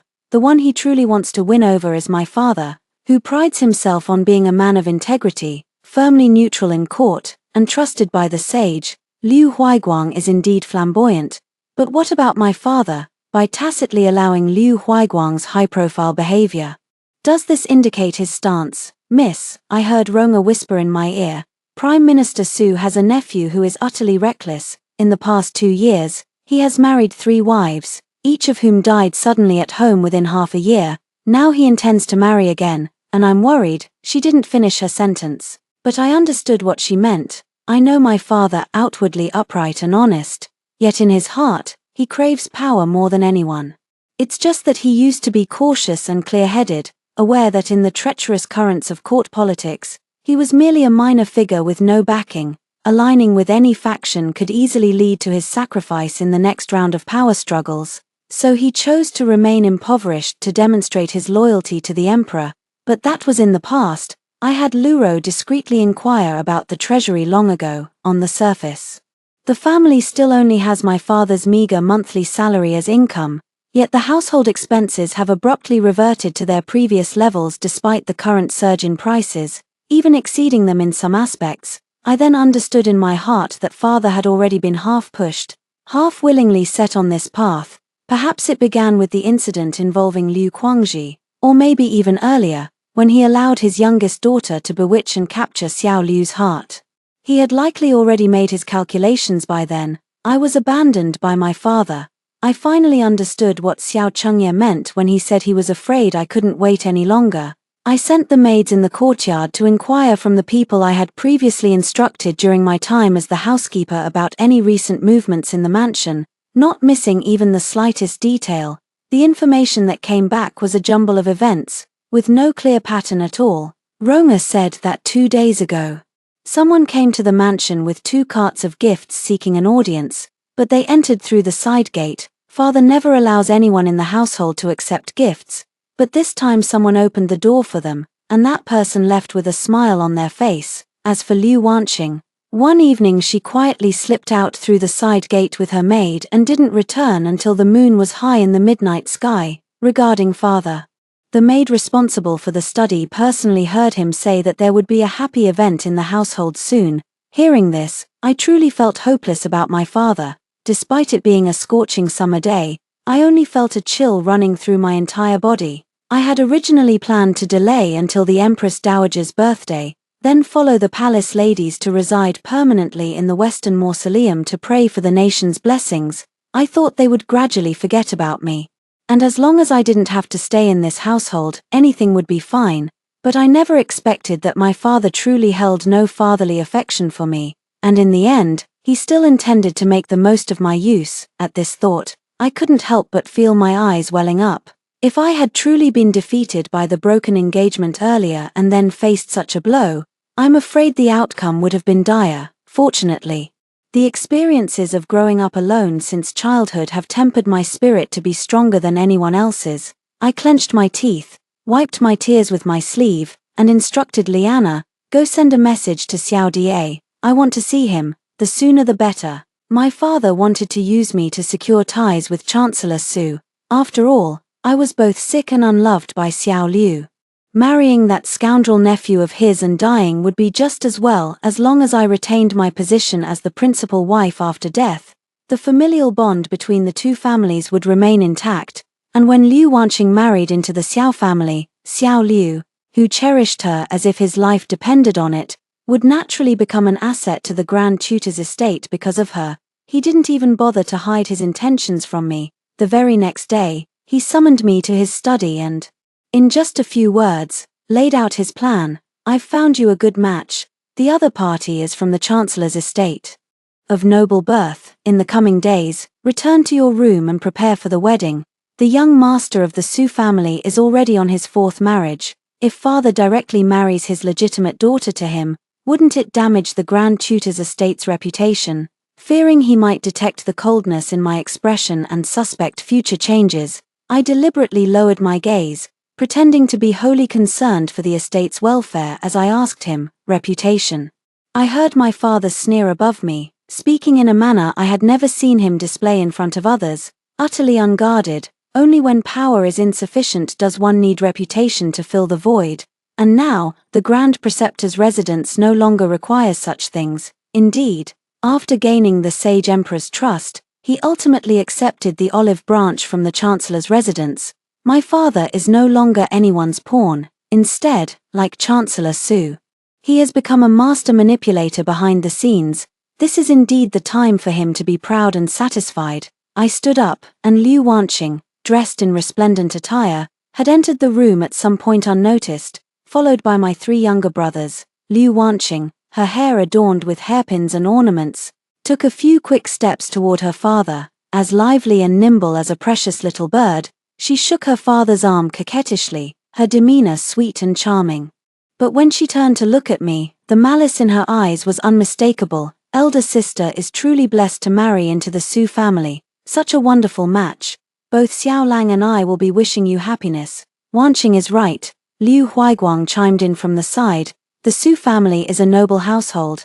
For elder sister to marry into such a family is an unparalleled honor. She should cherish this blessing." To this day, he still believed that Prime Minister Su had offered this marriage to the Grand Tutor's household because he valued him, and that I was merely benefiting from his influence. His gaze toward me was filled with nothing but arrogance. As for my father, upon hearing these words, he merely smiled, gently patted Liu Wanqing's head, and said that she, too, was a girl about to be married, and should learn to rein in her temper, so as not to be so unruly when she arrives at the Xiao residence in the future. As I watched the heartwarming scene of their father-daughter affection and shared joy, for the first time in my life, a surge of overwhelming hatred welled up in my heart. My dear father, he had once watched me grow up, holding me in his arms when I was young and innocent, and now, how does he see me, a useless pawn, or a tool to be discarded at any moment? I lowered my head. My hands hidden in my sleeves gradually tightening with force until the veins on the back of my hands bulged, yet it did nothing to quell the anger in my heart. Elder sister, Liu Jinju had somehow arrived by my side, lowering his voice. Elder sister is not in good health, let me take you back first. Father casually waved his hand, signaling for us to leave. As soon as we stepped outside, he said to me in a serious tone, I've inquired about it. The Su family is a place that devours people. If you don't wish to marry into that family, I will go and plead with father. You've already made your request just now. Liu Jinzu's words were spoken loudly, but they gradually lost their confidence under my indifferent gaze. It seemed he had realized that this grand preceptor's residence had never been what he imagined it to be. Just as I thought he had retreated and was about to turn and leave, Liu Jinju called out to me again. I saw him clenching his fists tightly. As if having made a great resolution, and firmly steeling his gaze, he said, if you want to leave this place, I will help you. I never thought Liu Jinju had such a conscience. After a moment of silence, I still told him the truth. Liu Jinju, you don't have that capability, and what's more, I looked past him to meet the gloomy gaze Liu Guangji cast from the window. The relatives you believe in can become your complete enemies with just a little stirring of interests. You might make a decision in a moment of passion, but do you have the courage to stand against everyone? Knowing full well that Liu Jinju was unreliable, I held no great expectations for him. After speaking, I ignored his suddenly pale face and walked away directly. That afternoon, Liana went out in place of Guya to run errands and, after several twists and turns, brought back a handwritten letter from Xiao Da. In the letter, he mentioned that there was a turn of events and now was not the time for us to meet. He insisted that I must attend the palace banquet a few days later. Although I didn't know the reason and hadn't heard about any palace banquet being held, from the moment I received the message, my maids and I began making preparations. We used part of the money earned from selling clay to once again smooth out the relationships with everyone in the mansion. A few days later, news indeed came from the palace.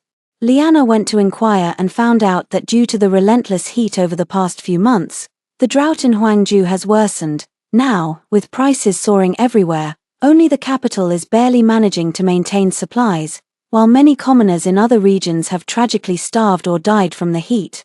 Xiao Changye has his own connections and received this information earlier than the capital's residents, so he urged me to prepare in advance. The emperor has issued a self-reproach edict and shed tears while reading the memorial submitted by the governor of Huangju in the Grand Hall. Moreover, the imperial consorts in the palace are planning to hold a banquet in the coming days. Everyone is well aware of what is about to happen. Even the emperor himself is going to the Shangqing altar to pray for rain, as noble women from official families, supported by the people. It is only natural that we follow the imperial consorts to the Shilling Temple to pray for the nation's well-being. This is what we ought to do, yet many are unwilling, devising all sorts of ways to avoid this gathering, because this trip would require staying at Shilling Temple for at least 2 years. 2 years is not a short time for these young ladies waiting in their boudoirs, wasting their prime years in vain. Even if they return with a good reputation, it would be difficult to arrange a marriage. Moreover, the saint and the lady are benevolent and lenient. At most, they will only give them a minor punishment and will not blame them further. After settling on these ideas, overnight, half of the noble ladies in the capital suddenly fell ill with severe diseases. Even Liu Wanqing, who had been frequently going out these days, hurriedly injured her leg and shut herself inside her home to recuperate. My father had the same idea for me. He ordered someone to instruct me to stay at home these days and not show my face outside. I leaned against the bedside, listening intently, but my heart was thinking that if this were a few years ago, My father would have been all too eager to send me over to the Grand Preceptor's estate to earn a good reputation. After all, in his eyes, I was nothing more than a tool, not even considered a person. So why would he care if my youth was being wasted? It was precisely thanks to his indifference that, although my father had people watching my courtyard, I still managed to find an opportunity to slip out on the day of the palace banquet. I had intended to go straight to my mother's room, but I never expected Liu Kuangji to be guarding the door. He recognized me instantly. Even though I had swapped clothes with Liana, he grabbed me roughly and pulled me aside, his eyes dark and menacing as he warned, "Liu Wenyu, this is your fate. You'd better accept it quietly and not try to pull any tricks." I shook off his grip from my wrist and didn't waste words, getting straight to the point. "Liu Kuangji, you know that among father's 3 sons, you're the least favored. That's why you accepted the money from the Shu family, to pave your own way to a better future and make father recognize your worth again. So what?" Liu Kuangji's expression turned gloomy, his gaze fixed intently on me. "Are you going to report me to father, or are you trying to blackmail me with this?" Rubbing my slightly reddened wrist, I frowned at him. "I'm reminding you, if I really marry into the Su family, the ones who will benefit from strengthening ties with the Su family will only be father and Huaiguang. By then, you'll truly have no chance left at all." Liu Kuangji suddenly fell silent, frowning as he pondered carefully, clearly taking my words to heart. So I continued, "When you first began your studies, aside from learning from your tutor, you were raised under my guidance. I was your earliest teacher. While managing the household, I taught you how to maintain balance in your surroundings and win people over. Yet, after learning these skills, you used them to form cliques and factions at school. Anyone who outperformed you or refused to associate with you, you and your lackeys would relentlessly bully and ostracize them." At this point, a mocking smile appeared on my face. "Over the years, every disgraceful act you've committed required me to apologize and make amends on your behalf. I know exactly what kind of person you are. You simply cannot tolerate others living better or being more accomplished than you. You would never willingly watch Liu Huaiguang secure a firm position in the Grand Tutor's residence with the Su family's support." Hearing this, Liu Kuangji abruptly looked up, as his true intentions were laid bare. A fierce and malevolent expression gradually surfaced on his face. I was not afraid of him. Meeting his gaze, I spoke in a low voice. "Now, may I go in?" After only a brief standoff, Liu Kuangji had already made his decision. He stepped aside to let me enter, and before that, he even called away the servants from my mother's room. By the time I stepped into the room, my mother was sitting in front of the pearwood mirror, lost in thought, seemingly pondering something. Suddenly seeing me appear from behind, she instinctively trembled, and the object she had been holding in her hand rolled all the way to my feet. I bent down to pick it up, only to find the silver hairpin my mother had once given me. I never expected that when I pawned the hairpins, she had kept one for herself. I took a few steps forward, gently placed it back into my mother's hand, and then knelt straight down before her. You're making this difficult for me." My mother's voice trembled slightly. I looked up just in time to see her close her eyes in anguish. "Yes, but my daughter has spent her entire life in hardship. In the past, I thought these difficulties would let mother understand my grievances and trust, so that she might spare some attention for me. But now, I no longer dare to hope for such things." As I spoke, I bent down, my palms pressed against the ground, and bowed deeply to my mother. "I have only one wish in my heart. I want to live." "Mother." When I called out "mother," I emphasized the word with particular force. My mother trembled all over, as if waking from a deep dream, her face clouded with confusion and bewilderment. In the end, she spoke to me in a tone filled with unbearable reluctance and made her decision. "Over the years, I have truly failed you. Today, you shall accompany me into the carriage with He Pei. Once this matter is over, you should act as if you never had a mother." I knelt on the ground, unable to rise for a long time. It was my mother who called for Nanny Wang to redo my makeup, saying, "After all, you are the legitimate daughter of the household. You must maintain face when entering the palace."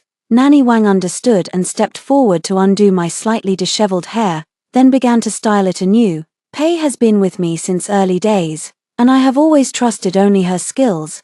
My mother watched as Nanny Wang carefully attended to my appearance in the mirror.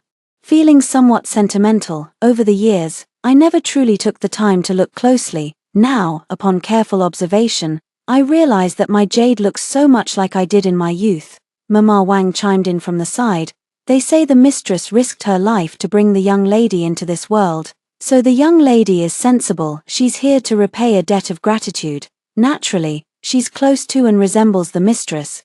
These words seemed to touch a sore spot in Mother's heart. She turned away, dabbing her tears with a handkerchief. After a long while, she finally came over and took my hand, saying, "Let's go, it's time to set off." Earlier, Father had sent someone to summon Mother, but she said she had a headache and asked him to go ahead into the palace. Now that Father is not in the mansion, it is quite convenient for her to take me out. When we got off the carriage at the palace gate, it happened to be the time when the carriages of various nobles and high officials were arriving one after another. However, few young girls could be seen getting off. I heard my mother beside me let out a soft sigh, and then she went ahead to the banquet on her own. I don't know if she was sighing for my future or worrying about how she would face Father later. Just as I was about to follow the palace attendant and leave, a clear, cold voice called out to me from behind. A person I couldn't quite call familiar stood before me. "Liu Wenyu, you actually dare to come? I suppose the people from your Grand Preceptor's residence still have some backbone left." Song Ruji spoke these words after giving me a quick once-over. Because of her resentment toward Liu Wanqing, she also harbored great dislike for me, who was always dragged into trouble by Liu Wanqing and forced to clean up her mess. In her eyes, I was no different from Liu Wanqing, birds of a feather. In past gatherings, she had never once shown me a friendly expression. Even now, as she spoke to me, her chin was slightly raised, her tone carrying a hint of sharpness. Life in Shilling is harsh, and devotion to Buddha can easily wear one down. Aren't you afraid of wasting your precious time in vain, Miss Song? I was used to Liu Wanqing's deliberately ingratiating smiles, but Song Ruji's sharp demeanor seemed rather endearing in contrast. Afraid? What do I have to be afraid of? Hearing this, Song Ruji raised her chin even higher. I noticed this girl always kept her back straight, her pride written plainly on her face. She said, "The nobles in the capital, everything they use at home, everything they wear on their bodies, doesn't it all come from the common people's labor, without the people's hard work? How could there be any so-called good times? Isn't this what the nobility ought to do? I'm not like those cowards who hide in their shells." After saying that, she lifted her head and strode away with an imposing air. She had taken the lead, leaving me with no choice but to shake my head helplessly behind her. When I hurried to the door, I unexpectedly ran into the male relatives coming from the opposite direction, and among them was my father. The moment his gaze fell upon me, his entire expression darkened. With a slight glance to the side, he signaled, and the servant beside my father immediately moved to seize me and forcibly send me away. I struggled, stepping back several paces, my eyes filled with undisguised hatred as I looked at my father. This unprecedented act of defiance only further enraged my father. He quickly approached me, raising his hand high with a vicious look on his face. Meanwhile, the servants behind me surrounded me tightly. Just as it seemed I couldn't escape, the situation suddenly changed. "Isn't this Sister Liu? You never step out of your house on ordinary days, but you've come today. Come sit with me, the sisters have so much to talk to you about." Song Ruji's voice came from the doorway, sharp and piercing, drawing the attention of nearly half the people in the room. She herself treated those servants as if they were invisible, directly pushing them aside and wrapping her arm around mine. Her sisters followed closely behind her, surrounding me from all sides, and I was led by them to take my seat. Amidst the fragrance of the group of girls, I glanced back over my shoulder. My father was still standing in the same spot, watching me take my seat. His stern face, under the gradually brightening lantern lights, grew increasingly somber. "Hey, what are you spacing out for? Don't tell me you're having second thoughts now and want to back out like a coward." Song Ruji nudged me with her elbow. Seeing that I still looked downcast, she threw out a harsh remark. "Liu Wenyu, don't make me look down on you." With that, she turned back to continue whispering and discussing something with the sisters beside her. My mother was seated across the banquet table, chatting with other officials' wives. Since I entered the venue, she hadn't glanced at me once. The chatter in the banquet hall quickly quieted down to the emperor and the palace consorts had arrived. I haven't actually attended many palace banquets. In my mind, The emperor and the palace consorts have always been those grand figures. Bathed in the golden glow of candlelight, serene and benevolent, now, Song Ruji and I both bow our heads, quietly listening to the sage's teachings. With the heavens sending down strange calamities, each of us should correct our own conduct, show compassion to the people, and pray that the heavens will withdraw the scorching heat and send down sweet rain. When the sage spoke these words, his authority was awe-inspiring, and many of the women present turned pale with fear. It was at this moment that Her Highness timely interjected, soothing the lingering fears in everyone's hearts with her kind and benevolent demeanor, when she inquired if any female relatives would be willing to accompany her to Shilling to pray for blessings.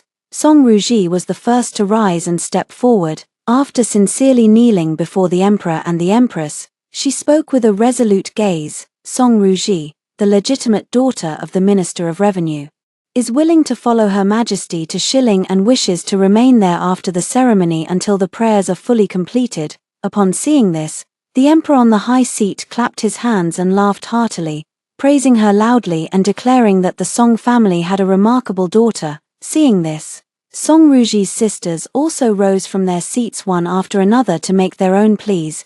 During this time, several noblewomen also wished to request permission to follow. But the empress gently dismissed them with a few light-hearted words. Officials in active service, their principal wives and sons who inherit the family business are not allowed to leave the capital. This is a rule set by the sage. The atmosphere instantly turned cold again. Is there anyone else willing to accompany me on this journey? Her Highness asked gently from her seat of honor. It was at this moment that I tightened my grip on the brocade handkerchief in my hand and rose from my seat.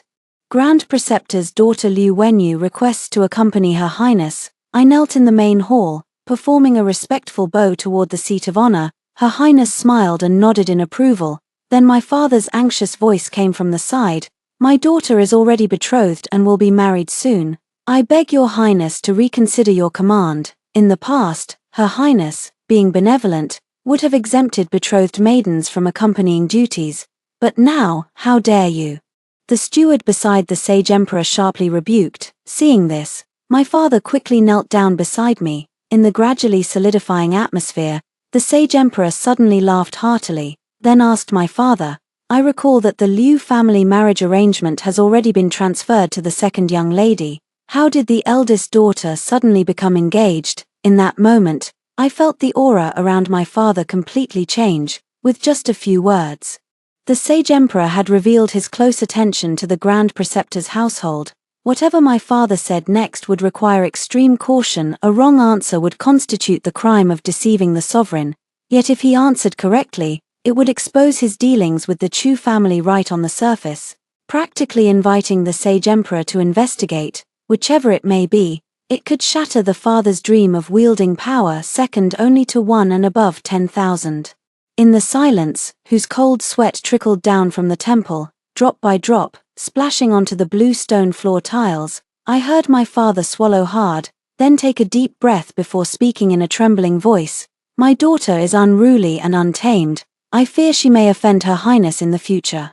And in my haste, I spoke out of turn. I beg your Majesty and Her Highness to forgive my offense. Responding to him was the Emperor's silent authority. Seeing this, I completely ignored my surroundings and buried my head even lower, trying my best to make it seem as though my father's misspoken words had nothing to do with me. Just as many thought my father would be punished for this today, the Emperor suddenly laughed again and said, the eldest daughter of the Liu family, in my eyes, appears to be quite obedient. At this point, my father dared not say anything more. He repeatedly agreed and then quickly pulled me away to retreat. After the banquet ended and we returned home, my father dragged me out of the carriage and into the ancestral hall, demanding that I kneel before our ancestors. His face was ashen as he told me that in 2 days, he would have my mother enter the palace to plead with Her Highness, explaining that I was seriously ill and unable to accompany them, so that Her Highness would exempt me from the mission to the Western Mausoleum. For these 2 days, I was to kneel in the ancestral hall and reflect on my actions, but I merely cast a calm glance at him and said quietly, Father, I am not ill. I stood straight and tall, and even facing the memorial tablets of our ancestors, my conscience remained clear. Do you wish to defy your father's will? his tone lowered slightly, sounding almost threatening. I didn't appreciate his gesture.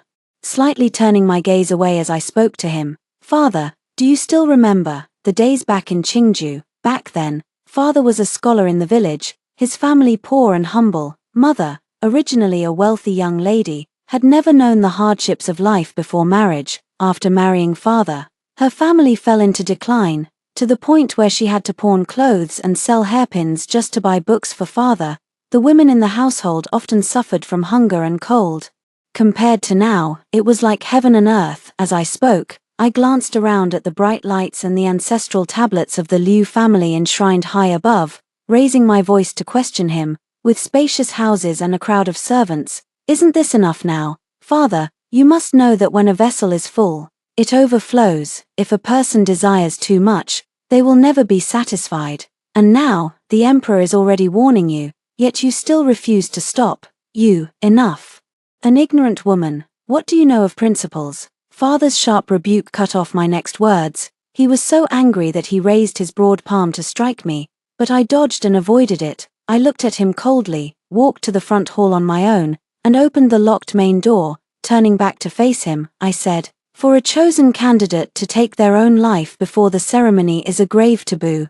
If father is not afraid that I will drag the Liu family down with me in mutual destruction, then feel free to push me further." With that, I slammed the door and left, only to hear my father behind me laughing in extreme anger, cursing repeatedly. "Fine, very fine. From today onward, I no longer have a daughter like you. I'll consider the Liu family as never having raised such a thing."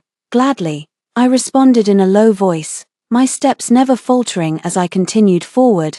My father and I had such a major argument in the ancestral hall that it naturally alarmed quite a few people. On the way back, Liu Wanqing emerged from the roadside with a sneaky look, her face full of schadenfreude. "Elder sister, what grave mistake have you made to anger father so much?" she said, rolling her eyes before speaking as if suddenly enlightened.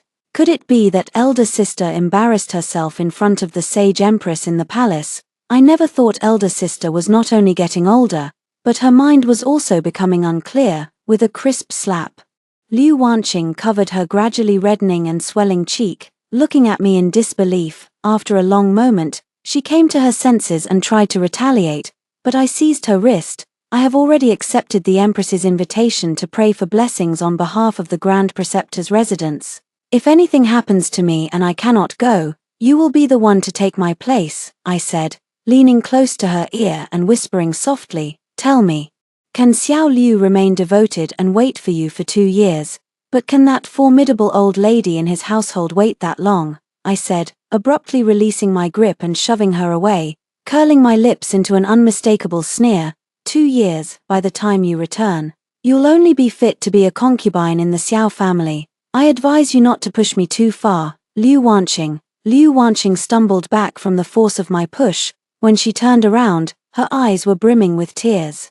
Her face pale and ashen, she took 2 hesitant steps backward, wanting to retort but too afraid to speak, clearly shaken by my words. It was because she had never heard such things before, and she had never seen this side of me. Standing under my gaze, her entire body trembled, and she eventually turned and fled into the night. Watching her panicked retreat, I felt a sense of irony in my heart and couldn't help but let out a scornful laugh. The idea of having her take my place was something I had just made up on the spot. Liu Wanqing had attended far more palace events than I had.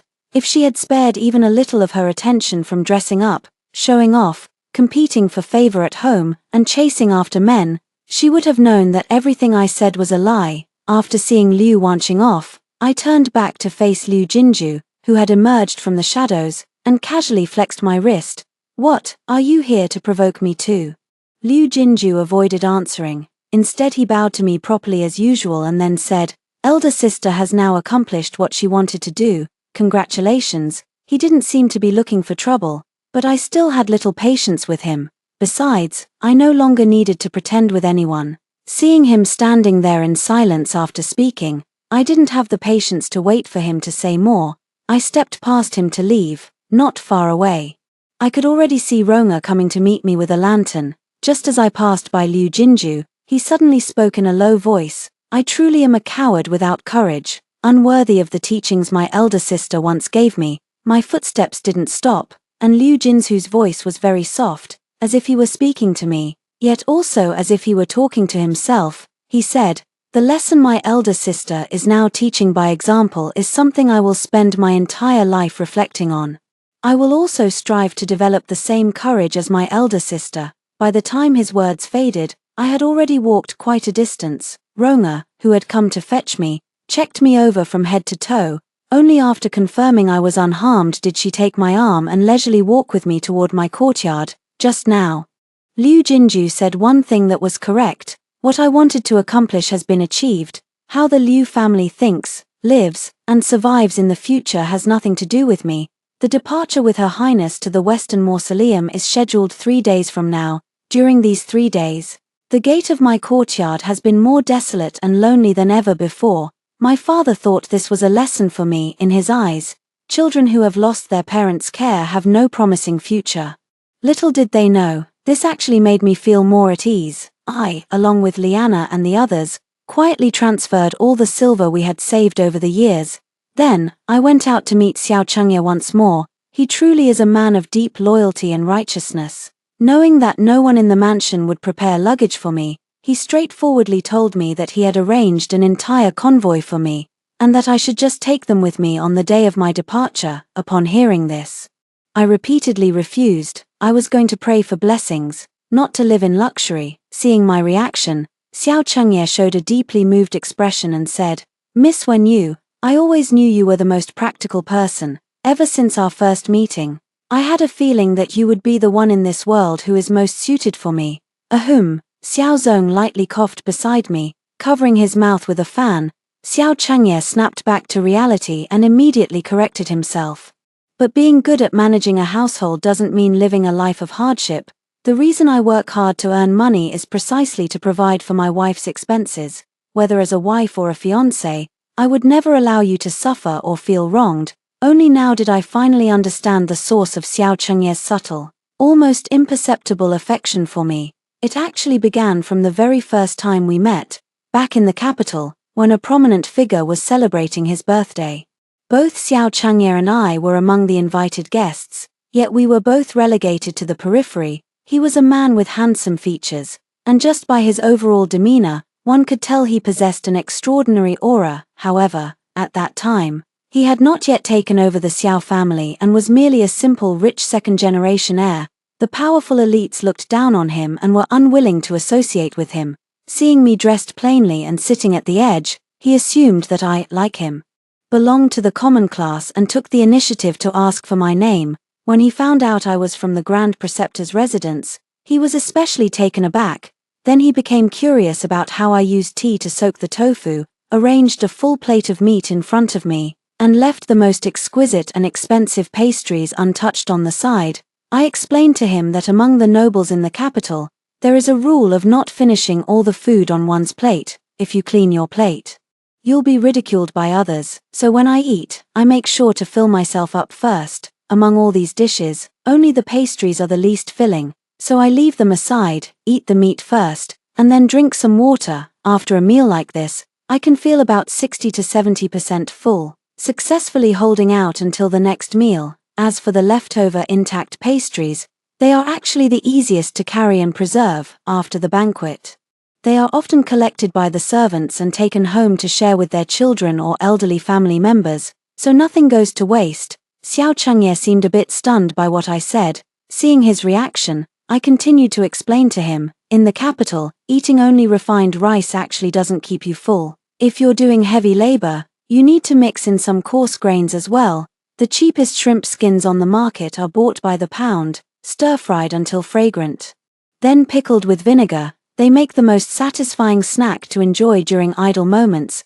There's also using the lowest cost lotus root fibers to create high-quality seal paste. I told him all these things. As I was telling him these things, Xiao Chengye listened without a moment's distraction. His gaze growing increasingly fervent, he immediately expressed great interest in the lotus root silk ink paste I mentioned and wanted to take the batch I had to sell in the western regions.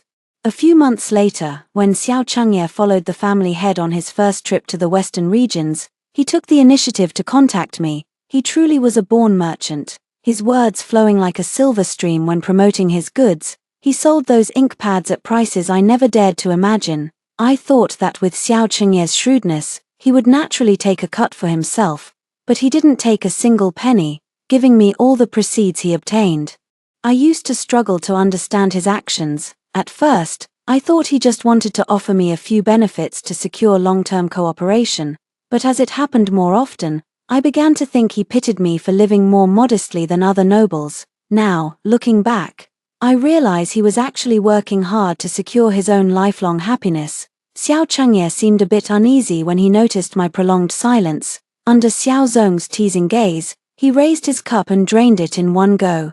The courage he had mustered moments earlier seemed to dry up the moment he met my smile. Miss Wenyu, what I mean is, I understand. I gently continued the conversation. I never imagined that this would be how I formed a connection with the eldest young master. Over these past days, I have witnessed young Master Xiao's righteous assistance with my own eyes, and naturally I have come to understand his character. Upon hearing this, Xiao Chengye visibly relaxed.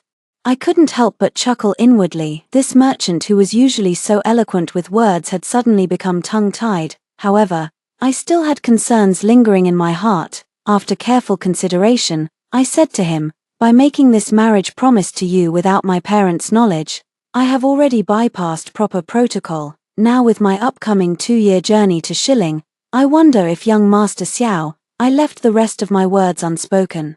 Waiting for young Master Xiao to express his stance. It's no trouble at all. Xiao Die suddenly became agitated, even slapping the table and standing up straight, startling me and the maids. Ahem. Xiao sitting nearby, coughed twice while holding his teacup. Only then did Xiao Die come to his senses and hurriedly sat back down, explaining, I'm often away on business trips anyway, so 1 or 2 more years won't make a difference, it just means I can save up a bit more. Save up a bit more. At this point, his eyes began to wander, drifting aimlessly until they settled on the teacup on the table. A hint of bashfulness surfaced on his rugged features as he chuckled twice. Save up a bit more for my future wife. Phut, cough. This time, Xiao was genuinely choked by his tea. Perhaps having never seen his elder brother act so foolishly before, he looked somewhat embarrassed, covering half his face with a sandalwood fan as he glanced around. Then, he cupped his hands and bowed to me in apology. My brother is a bit too overjoyed and has acted improperly. I beg Miss Liu's forgiveness for his offense, afraid that Xiao Die might be too overjoyed on the road. This time it was Xiao who arranged the carriage to take me back. When we approached the Grand Preceptor's residence from afar, I saw another commotion. Liu Wanqing had indeed been quite unlucky these past few days. Not long after I dealt with her, she now had to face the intervention of the Xiao family's matriarch. I saw that she had hired 4 lame sedan bearers carrying a shabby blue cloth sedan adorned with flowers, along with 2 rather unattractive wedding attendants. They arrived at the Grand Preceptor's residence and began clamoring for the second miss of the Grand Preceptor's household to come out quickly, get into the sedan, and cross the threshold. The commotion was so great that it startled my father, who was at home on his day off. His face turned ashen as he stared at the matchmaker knocking at the door and asked what was going on. What's going on? Why, it's a joyous occasion, sir. My mistress said that since the second daughter of the Liu family has already spent all the betrothal gifts she prepared these past few days, she can now enter the household directly. The matchmaker spoke with such animated expressions that the crowd of onlookers burst into laughter. Before my father could even respond, another woman quickly stepped forward and added, Indeed, sir. Especially since our mistress noticed your family's financial struggles, how even your second daughter's food and clothing depend on her coming to our young master in tears, she has graciously waived the dowry for your daughter. This is truly a double blessing. As soon as she finished speaking, my father was left with no dignity whatsoever. Someone in the crowd of onlookers started stirring up excitement, and now everyone was shouting in unison, urging the second young lady to come out and get into the bridal sedan. Furious, my father could only turn around and search for Liu Wanqing among the crowd of maids and elderly women. Seeing such a spectacle unfolding, I wasn't in a hurry to get out of the carriage. Instead, I lifted the curtain and followed my father's gaze to take a look. Liu Wanqing was hiding behind the door, She had never seen such a commotion before and was so frightened that her face had turned completely pale. Under her father's stern gaze, she was brought before everyone. "Tell me, did you really spend the young Master Xiao's money?" her father demanded in a low, harsh voice, his face so dark it seemed about to drip with anger. I, Liu Wanqing stammered, just about to speak. Suddenly, the matchmaker beside them let out an exclamation and stepped forward, pointing at the skirt of Liu Wanqing's dress and saying loudly, "Isn't this the mermaid silk fabric that our young master had tailored at the South City clothing shop just a while ago? It's already been made into a dress for you so quickly. The young master truly dotes on you. May you have a harmonious union lasting 100 years, a harmonious union lasting 100 years. Liu Wanqing trembled violently and then desperately shook her head, wanting to explain, but her words were cut off just as they reached her lips. "The hairpin in the lady's hair is a treasured heirloom of our Xiao family. Since the item is already worn, the lady should quickly get into the sedan chair. We wish the lady and her husband eternal love and perfect harmony." As they spoke, the two women moved to grab Liu Wanqing together, intending to drag her into the sedan chair. "Enough!" Father's sharp shout brought an abrupt halt to the farce. With a dark expression, he glared at the two matrons, who instinctively released their grip. Liu Wanqing burst into tears and ran back to the crowd of maids and matrons of the Liu residence, sobbing as she hid behind her personal maid. "If the Xiao family's matriarch no longer desires this marriage alliance, then let it be called off, but you have truly gone too far, treating the Grand Preceptor's residence as if we have no one to stand up for us, daring to insult us right at our doorstep." Upon hearing this, the two matrons exchanged a glance, their faces filled with disdain. "Then we must ask Grand Preceptor Liu to properly discipline his daughter in the future, and not let her spend her days with her hand out asking men for money. After all, it was your young lady who constantly complained to our young master, saying that your household treated her extremely harshly. Our mistress intended to take her in precisely out of kindness, to rescue her from her misery." The two matrons spoke with sharp, sarcastic tones. Completely unafraid of the father using the cancellation of the engagement as a threat, I couldn't help but laugh out loud as I watched this farce unfold from the sidelines. The Xiao family had inherited their noble title for generations, and the current head of the household, Lord Xiao, was the Marquis of Wuping, who had rendered outstanding service on the battlefield protecting the nation. Their family status far surpassed that of the Grand Preceptor's residence. Yet the marriage alliance with the Grand Preceptor's family had initially been welcomed by the old madam. Firstly, if Xiao Liu were to marry someone of equal status, he would have to seek a princess's hand, which would ruin his future prospects. Secondly, the old madam feared arousing the emperor's suspicion, which is why she chose a daughter from the so-called pure and upright Grand Preceptor's family to match with Xiao Liu. But while the marriage alliance brought joy at first, it didn't last. I began helping my mother manage the household at the age of 12, was betrothed to Xiao Liu at 14, and was still kept at home by my mother until I turned 17. It wasn't just me whose age was dragged on. Xiao Liu was also affected. Old Lady Xiao had long held a grudge against me, but since I was always careful in my words and actions, she couldn't find any fault with me. Instead, she directed her resentment toward the entire Grand Tutor's household. Later, the Grand Tutor's household was further scandalized when the legitimate younger sister stole her elder sister's betrothal. Associating with such a family made Lady Xiao feel that it tarnished the Xiao family's reputation. However, Xiao Liu was deeply fond of Liu Wanqing and insisted on marrying her, even if it meant defying his own mother. Back and forth, Lady Xiao had grown to despise Liu Wanqing intensely, wishing that her father would take the initiative to call off the engagement. When Liu Wanqing first heard the words "call off the engagement," she was still in a daze. It wasn't until Shuang'er, who was supporting her by the side, whispered a few words into her ear that Liu Wanqing's expression turned panicked. She then rushed out crying, knelt before her father, and kowtowed. "Father, your daughter and young Master Xiao are truly in love. I do not wish to break off the engagement with the Xiao family." Father's previous move was intended to advance by retreating. Even if the Xiao family didn't urge him to stay, it would at least preserve some dignity for the Grand Preceptor's residence. But Liu Wanqing's move truly dragged father's face down and stomped on it. As I was watching the spectacle with great interest, Roma timely handed me a handful of melon seeds, and we sat together cracking them. Father was so angry that his hand pointing at Liu Wanqing kept trembling, and it took him a long while to catch his breath. You shameless wretch, with that, he roared at the women around him. What are you all standing there for? Take her to the ancestral hall and lock her up. Afterward, he dismissed the women from the Xiao family. The onlookers gradually dispersed as they saw the situation settle. Even after the crowd had gone far away, I could still hear them chattering with relish. Who would have thought the second daughter of the Grand Preceptor's household would be so lacking in self-respect? Indeed, it was said before that she had a good reputation and was most favored by the Grand Preceptor and his wife. Tell me, why would she degrade herself like this? What is she after? What is she after? Naturally, she fears that if she loses the marriage alliance with the Xiao family, her father will send her to the bed of Chancellor Su's nephew. That would truly be a fall from the clouds straight into hell. Compared to that, what does face even matter? Liu Wanqing had finally figured things out and decided to go all out. But unfortunately, she still lacked a bit of sense. Now, at this inappropriate occasion, she had embarrassed her face-conscious father. What good could possibly come of it for her?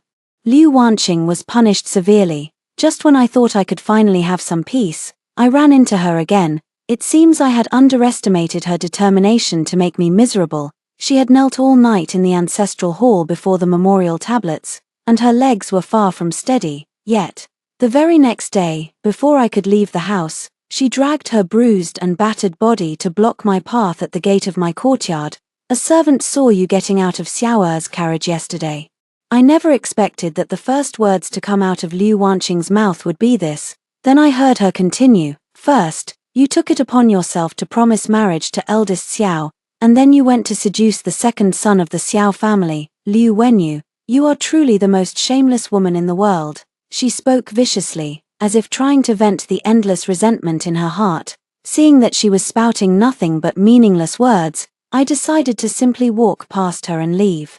As she passed by, Liu Wanqing suddenly threw herself at me with all her might. Liu Wenyu, just you wait. The moment you leave, there will be no place for you in this house anymore. You'll never have another chance to get in my way. I will make you regret this. Someday you'll be kneeling at my feet begging me. Her noise was becoming unbearable, and just as I was about to push her away, Roma stepped in ahead of me and slapped her across the face. Liu Wanqing froze for a moment, as if in disbelief, then her voice suddenly rose sharply. Where did this lowly servant come from? How dare you treat me like this? Apologies, but the young mistress has already burned my deed of servitude. I am a free person now, and I'll hit whoever I please. Roma straightened her back, took 2 pieces of broken silver from her purse, and threw them at Liu Wanqing's feet. Without waiting for Liu Wanqing to react, she tucked her hands back and said loudly, I heard that the second young lady is not doing well in the mansion and has to rely on her fiancé for support. This silver is a token of my goodwill.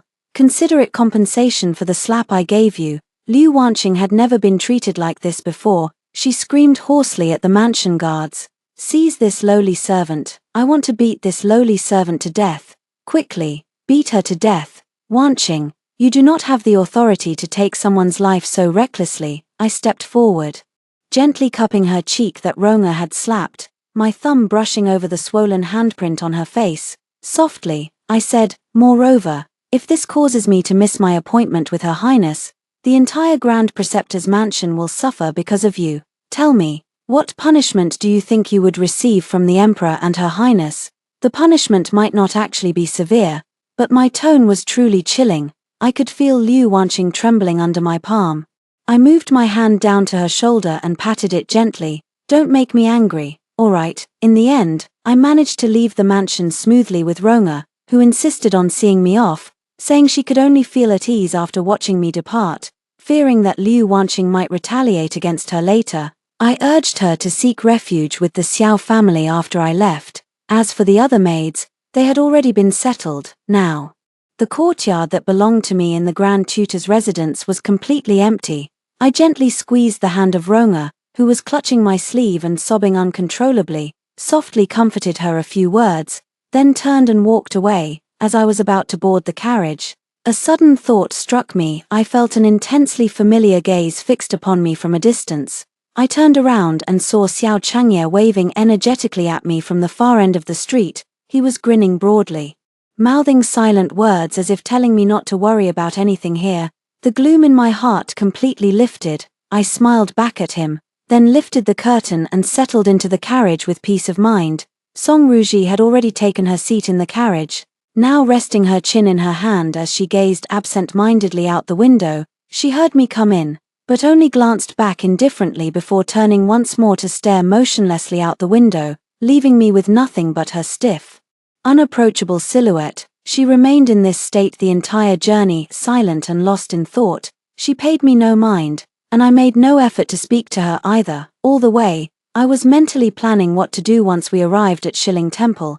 Her Majesty will only stay at the Shilling Temple for 2 months. If I can be diligent enough during these 2 months and make sure Her Majesty remembers me well, I can then beg Her Majesty to arrange a marriage between me and Xiao Changye after she leaves the temple. If it succeeds, everything that follows will be almost certain. By then, if the little maids still wish to follow me, they can stay by my side as my dowry attendants. If they have someone they fancy, I will recognize them as my sworn sisters and personally arrange and oversee their weddings.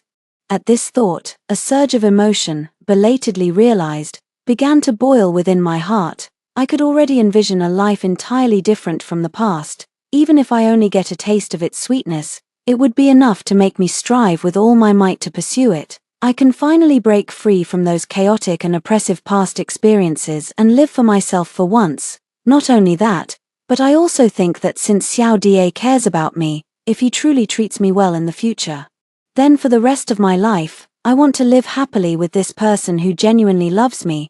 This is one of my strengths. I deeply cherish my blessings and never recklessly squander the kindness I receive. Lost in these thoughts, I unconsciously mirrored Song Ruji's posture, a smile on my lips. As I sat at the other end of the carriage, resting my chin in my hand and gazing out the window, we waited until we reached Shilling, and when Song Ruji and I ended up in the same room, we still hadn't spoken a single word to each other. Song Ruji seemed to be upset with someone, her every move filled with irritation. Although I was completely in the dark, I figured that the one who had offended her probably wasn't me, so after tidying up my bed, I rested my head on the soft pillow embroidered stitch by Ronga and closed my eyes to sleep. In the middle of the night, I was shaken awake again by Song Ruji, in the moonlight streaming into the room. I could see the exhaustion in her eyes. This girl probably hadn't even touched her pillow earlier in the night. She looked at me, hesitating as if wanting to say something, struggling for a long moment before awkwardly speaking up. "You're leaving home today, and Liu Jinju won't even come to see you. My relationship with him isn't good. Whether he comes or not, I don't care." As I spoke, I raised my hand to cover a yawn and was about to lie down again. "Wait." Song Ruji quickly pulled me back. "I haven't finished asking yet. Tell me, what has Liu Jinju been up to lately?" "I don't know, and I don't care." I was starting to get annoyed, wrapping myself in the blanket and rolling back onto the bed. Song Ruji refused to give up and kept pushing me from behind, but I waved my arm and brushed her away. "I really don't understand how someone as good-looking as you could have taken a liking to him," I muttered into the quilt. Song Ruji fell silent for a while, as if genuinely pondering the question. Just as I was about to fall asleep again, I heard her dry voice say, "Well, at first, I just felt a little interested, but later, everyone around me kept telling me how great he was, and since I couldn't have him, it turned into an obsession." She sounded rather upset. "Isn't that just how messy relationships are? Besides, young people love to make a fuss over nothing. I'm just tormenting myself. Obsessing over someone who doesn't even like me." She seemed to deflate entirely, plopping down right by my bedside. After a moment, she reached out and poked me through the quilt. "Liu Wenyu, are you really just going to sleep like that? Aren't you going to say anything?" Her antics finally got on my nerves. I sat up abruptly, wrapped in the quilt, and laid it all out for her in one go. "First, if everyone keeps telling you how great he is, it's probably because you started by praising him yourself. As for what kind of person he really is, you have eyes and a mind. You should be able to judge for yourself. Young people do love to make a fuss, but that doesn't mean you should drive yourself to ruin over it. Second, from your parents down to your siblings and friends, isn't everyone genuinely caring for you, treating you like the most precious treasure? Why should you let yourself get all depressed and upset over some rude, scowling man? That's just disrespecting the people who truly love you. Lastly, if you disturb my rest again, I'll nail you to the door tomorrow so you can't step outside all day." With that, I flopped back down and buried my head in the covers. Song Ruji was indeed intimidated by me, standing there dazed for a long while before finally tiptoeing back to her own bed. By the next day, there was clearly a trace of reverence in the way she looked at me. I had no time to bother with her. After a quick wash, I hurried to the central courtyard for morning prayers, then went to burn incense and chant sutras before the Buddha to pray for blessings. I thought I had arrived early enough to surely leave a good impression on her ladyship. When the time came, I discovered that Her Highness had already been kneeling before the Buddha all night. Dressed in plain white robes, she held a string of body seeds in her hand, with incense smoke curling around her. Her eyes were gently closed. Her expression both compassionate and devout, much like a sacred bodhisattva. She noticed me and gave a gentle, loving smile, then extended her hand. "Your name is Wenyu, isn't it? Good child, come closer." I hurried over with quick, small steps, first offering a proper bow to Her Highness before sitting down beside her. After that, I joined Her Highness in reciting the scriptures. This time, my rigidly straight back relaxed just a little.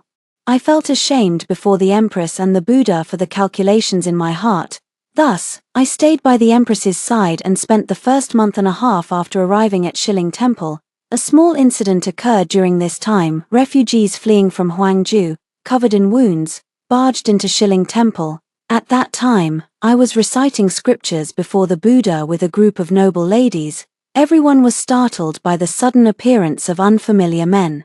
It was the Empress who called for guards to restrain them and summoned the imperial physician.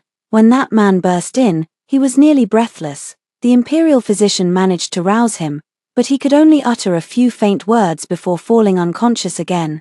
It was then that I learned the disaster in Huangju had reached such a desperate state that people were resorting to exchanging children to eat. Yet the emperor had clearly opened the state treasury 3 times and allocated all the disaster relief funds. That night, the northwest corner room where the refugees were staying inexplicably caught fire. The flames quickly spread to the row of houses behind us. After being awakened, Song Ruji, still in her undergarments, wrapped me in the blanket from the bed and carried me out. By the time I woke up, I could only wrap her in the same blanket, and we sat in the courtyard for half the night.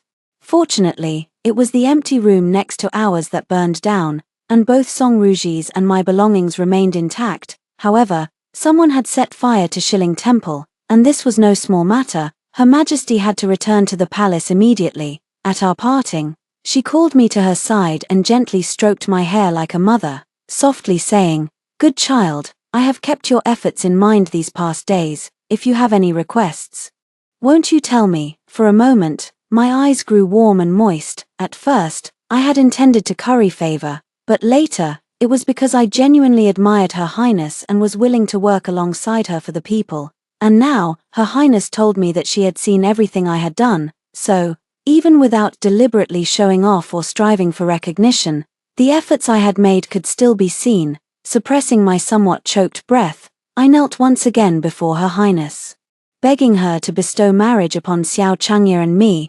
"I grant your request," Her Highness said, then departed for the palace, taking the famine victims with her. After Her Highness left, I dared not slack off, still devoting myself to Buddhist prayers every day, hoping Buddha would sense my sincerity and end the months-long drought, allowing those displaced people to return home. Ronga wrote to me, saying Xiao Changya organized a charity drive in the capital and personally led the Xiao family's merchant caravan to Huangju for relief efforts. Even the young maids all donated, and even that reckless Liu Jinju contributed half a year's allowance, finally showing some responsibility. When Xiao Changya was in Huangju, he witnessed many things. On his way back, an accident occurred, although he was fortunate enough to survive.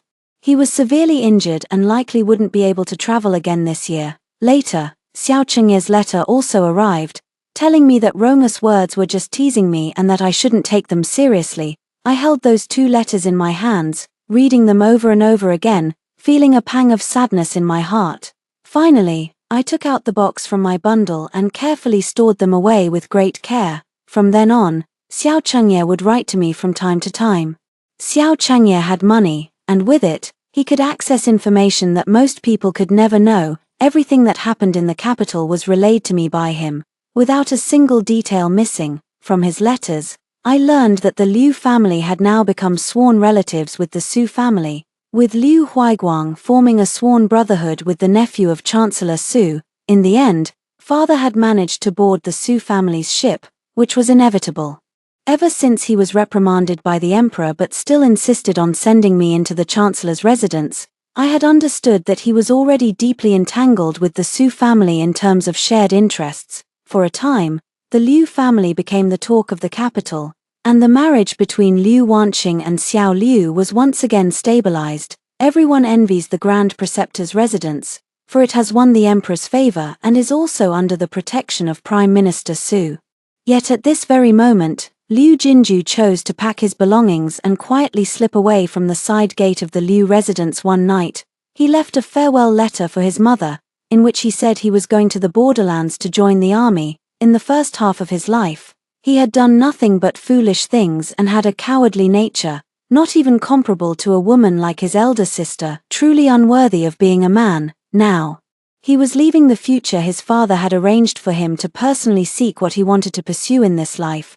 His mother held the letter and wept for a long time, day and night at home. She worried about Liu Jinju, fearing he might meet with misfortune at the frontier. In no time, she aged considerably. Liu Huaiguang was at the height of his success, working by the side of Chancellor Su and being so flattered by those around him that he lost all sense of his own limitations. In contrast, Liu Guangxi was completely overlooked. Xiao Chengye's men noticed that he was closely associated with his father's political opponents, likely trying to attract his father's attention through some unconventional means. As autumn arrived, the weather finally turned cooler, and the capital welcomed a long-awaited heavy rain. Meanwhile, the emperor, who had returned incognito from Huangzhou, came back to the palace filled with rage. In one breath, he dealt with many people. But they were merely small fry and scapegoats. At this point, I couldn't help but feel curious, so I wrote back to Xiao Chengye asking, "How do you know those people aren't the real masterminds?" Xiao Chengye's reply this time was brief and heavy. He said, "Because I've been there." Xiao Chengye was a businessman who knew how to assess the situation and seek advantages while avoiding harm. Since returning to Shangjing, he had remained silent, which allowed him to preserve his life and avoid further harm. I was worried about Xiao Chengye, so I didn't continue with this topic. On the other hand, I heard that old lady Xiao was annoyed by how both Liu Wanqing and I were draining her son's energy, and she kept urging Liu Wanqing to marry into the family. But with the eldest daughter still unmarried, how could Liu Wanqing possibly marry Xiao Liu? Perhaps emboldened by the empress's promise, Xiao Chengye became much bolder in his letters. This was the first time he had spoken so directly of his affections to me. "May I ask when the esteemed Miss Liu will enter the gates of my Xiao family?" Before I could even reply, Song Ruji, who had been peeking over my shoulder, snatched the brush from my hand. With an annoyed flourish, she wrote back, "When the chicken has pecked through the mountain of rice, the dog has licked clean the mountain of flour, and the candle flame has burned through the iron chains, only then." Song Ruji smugly sent the letter on my behalf. This time, Xiao Chengye's reply came even faster. Knowing my handwriting well, his response was clearly directed at Song Ruji. "My family raises 300 dogs, 50,000 chickens, and countless ironworks. If the esteemed Miss Liu but nods her head, 10 mountains of rice and flour would be but a trifle." This made Song Ruji so furious her face turned green. She wrapped her arms around mine and sulked in frustration. "So what if he's rich? He can't hold you like I can right now." I was both amused and exasperated by this girl's endless stream of bizarre antics. When winter arrived, the temple grew cold and desolate, and the charcoal from the capital had not yet been delivered. Even though everyone had already put on their winter clothes, they still found it somewhat unbearable. It was at this moment that the sound of a charcoal seller's call suddenly echoed from the cold and remote area outside the temple. We all rushed out to look and, in the distance, spotted the emblem of the Xiao family's merchant caravan. This was a caravan that had just returned from the western regions, carrying high-quality golden charcoal. For some reason, they had taken a long detour through Shilling, following the family head's instructions. Now we understand, the family head wanted us to deliver charcoal to the future mistress. How could we possibly accept payment for this? Basket after basket of expensive golden charcoal was unloaded at Shilling Temple. Xiao Changye had, in a way, flaunted his wealth in front of Song Ruji. Feeling indebted by the favor, Song Ruji could no longer speak ill of Xiao Changye. She could only mutter under her breath, "Well, I suppose you're just barely worthy of it." From then on, the Xiao family's merchant caravans departing from the capital would always make a detour to Shilling first, unloading a portion of the fine goods they carried at Shilling Temple. Thus, even in the temple, I could enjoy seasonal fruits and vegetables, and use well-crafted brushes and inkstones. As for those expensive dresses and jewelry, I still declined them. I could not forget the teachings her ladyship had imparted to me while praying in the temple. A simple grey robe was more than enough. When the period of stay ended, Song Ruji and I still shared the same carriage on the return journey. In the carriage, her eyes grew moist. "Liu Wenyu, after you marry, you must remember to send me invitations often. I want to personally visit and see just how grand and imposing the Xiao family's residence really is. If you really can't find anyone to play with, you can go back to bullying Liu Wanqing," I suggested sincerely, earning a punch on my forearm from her. Just before parting, I grew a bit concerned about her future and asked if she still hadn't given up on Liu Jinju, unexpectedly. This time Song Ruji held her head high and snorted disdainfully at the mention of Liu Jinzu's name. "That scoundrel who bullied my sisters, and he thinks I'd still have eyes for him." In his dreams, knowing her character, I was truly reassured this time. Xiao Changye came to pick me up with his entourage. Behind him, lotus seed pastry, osmanthus cake, donkey meat burger, and mapo stood in a neat row. The moment I took a step, they swarmed around me. Tofu got married. Xiao Changye prepared a generous dowry for her, but he didn't give it all at once. Instead, she had to go to the Xiao family's money shop every 2 months to redeem a portion. This would continue for a full 3 years, to ensure that her husband's family was honest and sincere, and that they truly treated her well. After chatting with them for a while, I had to go to the palace to see Her Majesty. When I arrived outside the palace, as luck would have it, I ran into Liu Wanqing, who was with Xiao Liu. Xiao Liu kept his distance to avoid suspicion, merely nodding at me from afar, but Liu Wanqing, for some inexplicable reason, spoke to me with a sour tone. "The harsh winds and frost of Shilling Temple truly take their toll.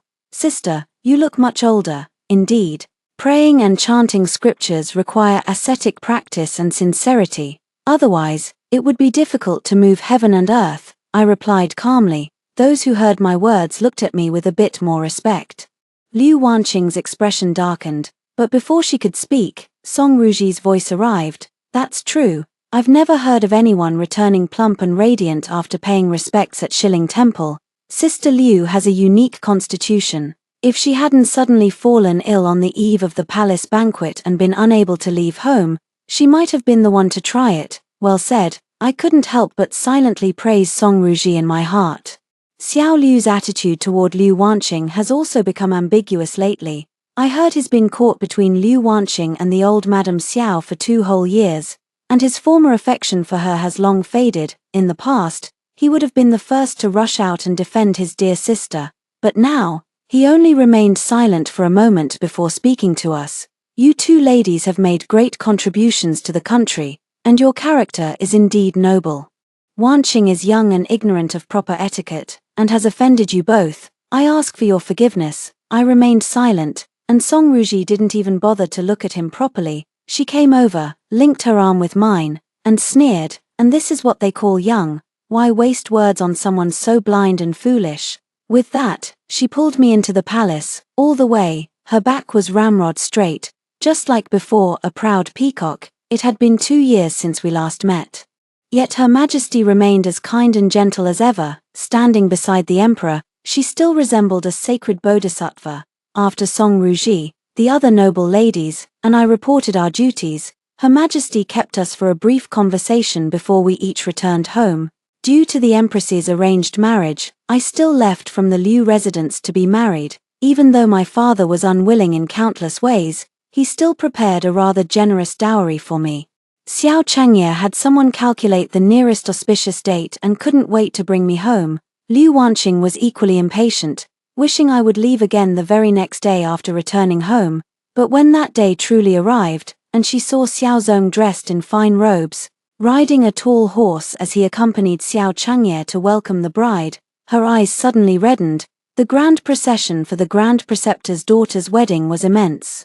Xiao Changye had spent a fortune on the betrothal gifts, with a long line of people carrying the presents, winding through several streets of the city. Even then, the end of the procession was nowhere in sight. Later, he even had carriages and horses carry the gifts, parading them through the streets behind the procession. Xiao Changye was usually quite frugal, but his extravagance on this day gave the people of the capital a new understanding of the Xiao family's wealth.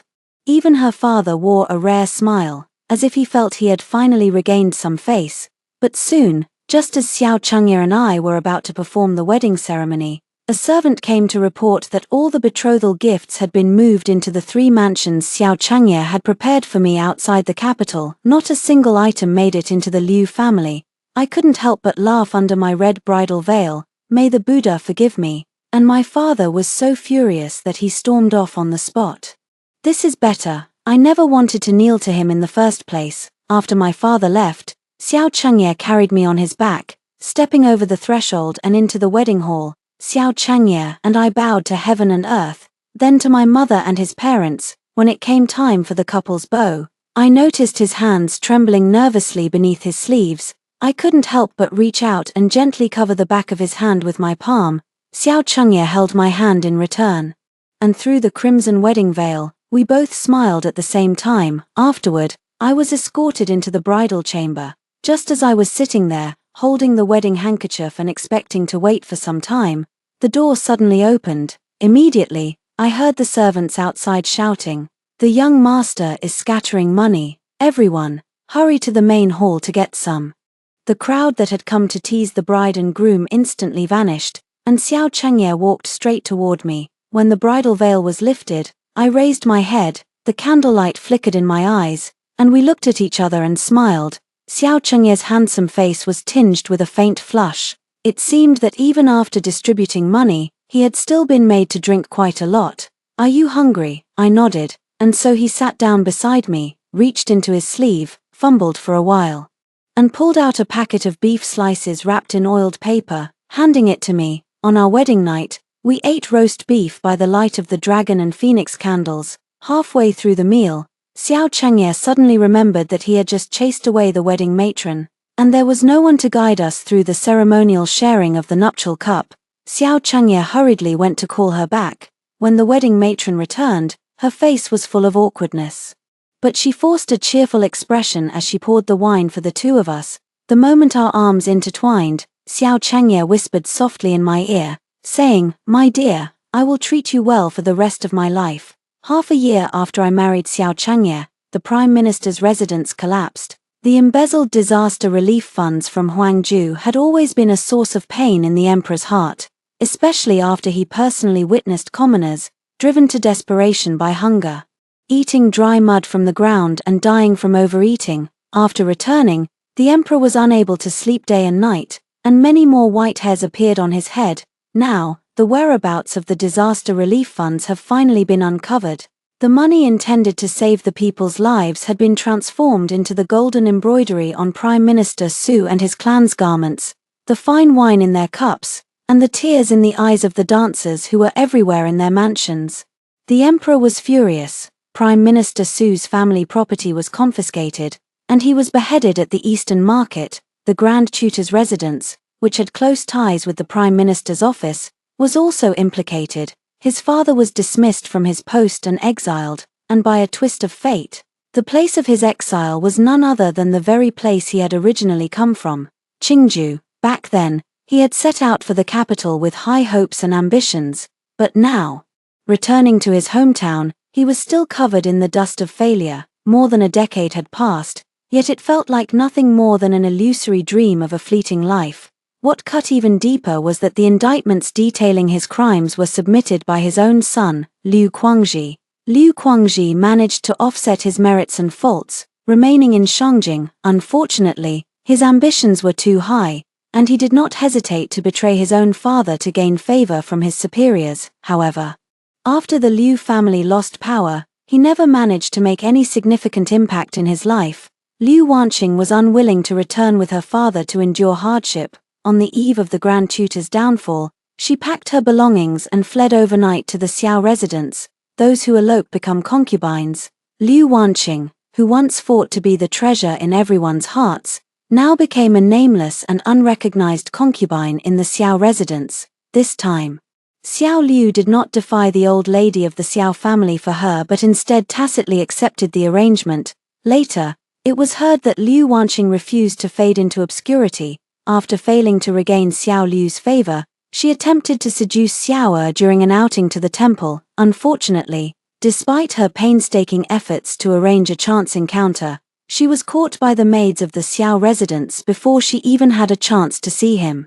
It was said that she was severely beaten several times, and after that, there was no more news of her. Liu Jinju still hadn't returned. Ever since he joined the army, he had completely lost contact with his family. Liu Huaiguang, who had been the focus of his father's utmost devotion, refused to accept the fact that his bright future had vanished overnight. He vented his frustration by throwing and smashing things at home, and once the anger subsided, he fell into a state of deep despair.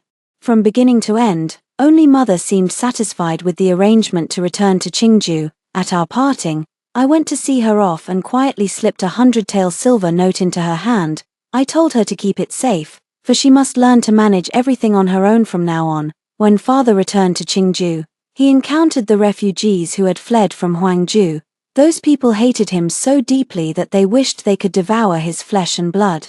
The father was surrounded and beaten, and at the critical moment, his proud son abandoned him and hid away by himself. After returning home, he became seriously ill. Even so, people came every day to curse, barging into the room to point at Father's nose and spit in his face. Father had always valued his dignity the most throughout his life, never imagining that his later years would end up in such a state. He didn't even last half a year before passing away, perhaps until his death. He never knew that the reason the sage had exposed him was because, while touring the outskirts of the city, the sage had heard farmers whose fertile fields had been seized cursing him as Liu the pig and Su the dog. The officials personally appointed by the sage became worse than pigs and dogs in the eyes of the people. The sage issued a warning, and soon after, the residences of the Prime Minister and the Grand Tutor were investigated. My father once told me that reputation could take a person's life, but later he also said, as long as one's power is great enough, what does reputation even matter? In the end, Father forgot what he had said. The most ironic part is that after he left, my mother's life actually improved. There was only the good-for-nothing Liu Huaiguang at home to worry about, and no mother-in-law above her to support who would insult her all day long, when she spent most of the money on herself. She realized that the money was actually sufficient, and managing the household wasn't as difficult as she had imagined. 2 more years passed, and Xiao Changye and I welcomed our first son, Zuna. When my mother found out, she sent some local specialties from Qingju as a token of her regards. Xiao Zongchu, now an uncle, adored the child immensely, scouring far and wide for unique trinkets to make into toys for him. In the following 5 years, the child was left with my mother-in-law by Xiao Changye, and he took me traveling all over the world. When passing through Qingju, my mother came from afar to see us. She saw the bright dress I was wearing, her fingers tightly clutching the apron at her waist. Hesitating to come forward, Xiao Changye wanted to give her money, but she refused it. Liu Huaiguang, standing nearby, stared wide-eyed, almost wishing he could snatch it himself. Compared to before, he was still a good-for-nothing, just one who had gone from being a successful good-for-nothing to a down-and-out one. Liu Huaiguang seemed desperate with poverty, but when he saw the guards from the 2 carriages behind me and Xiao Changye, he ultimately made no move. After returning to the capital, an old friend of Xiao Changye came to drink with him. During the gathering, the friend teased him, saying he was henpecked and that it was unbecoming. He insisted on giving him 2 beautiful concubines. I cast a cold glance at him, and Xiao Changye froze completely. As soon as I slammed my cup on the table, he immediately jumped up from his seat, exclaiming, "It's not me. I didn't do it. Every extra coin I have goes to my wife. How could I have money to find a beautiful concubine? His friend, seeing that he was beyond saving, quickly downed a few drinks and fled. That night, Xiao Changye couldn't enter my room. Early the next morning, I found Song Ruji sitting by my bedside. She leaned on my shoulder, wrapped her arms around mine, and proudly glanced at Xiao Changye as she said to me, "Come with us, sisters, and dump him." Xiao Changye couldn't bear to hear this. He quickly pushed Song Ruji aside, took her place next to me, and leaned on my shoulder himself. "My wife won't leave. My wife will stay right here. I still have a lifetime of treating you well ahead of me." I thought for a moment, then curled my lips slightly and said to him, "Then it depends on how you perform, my husband." The end.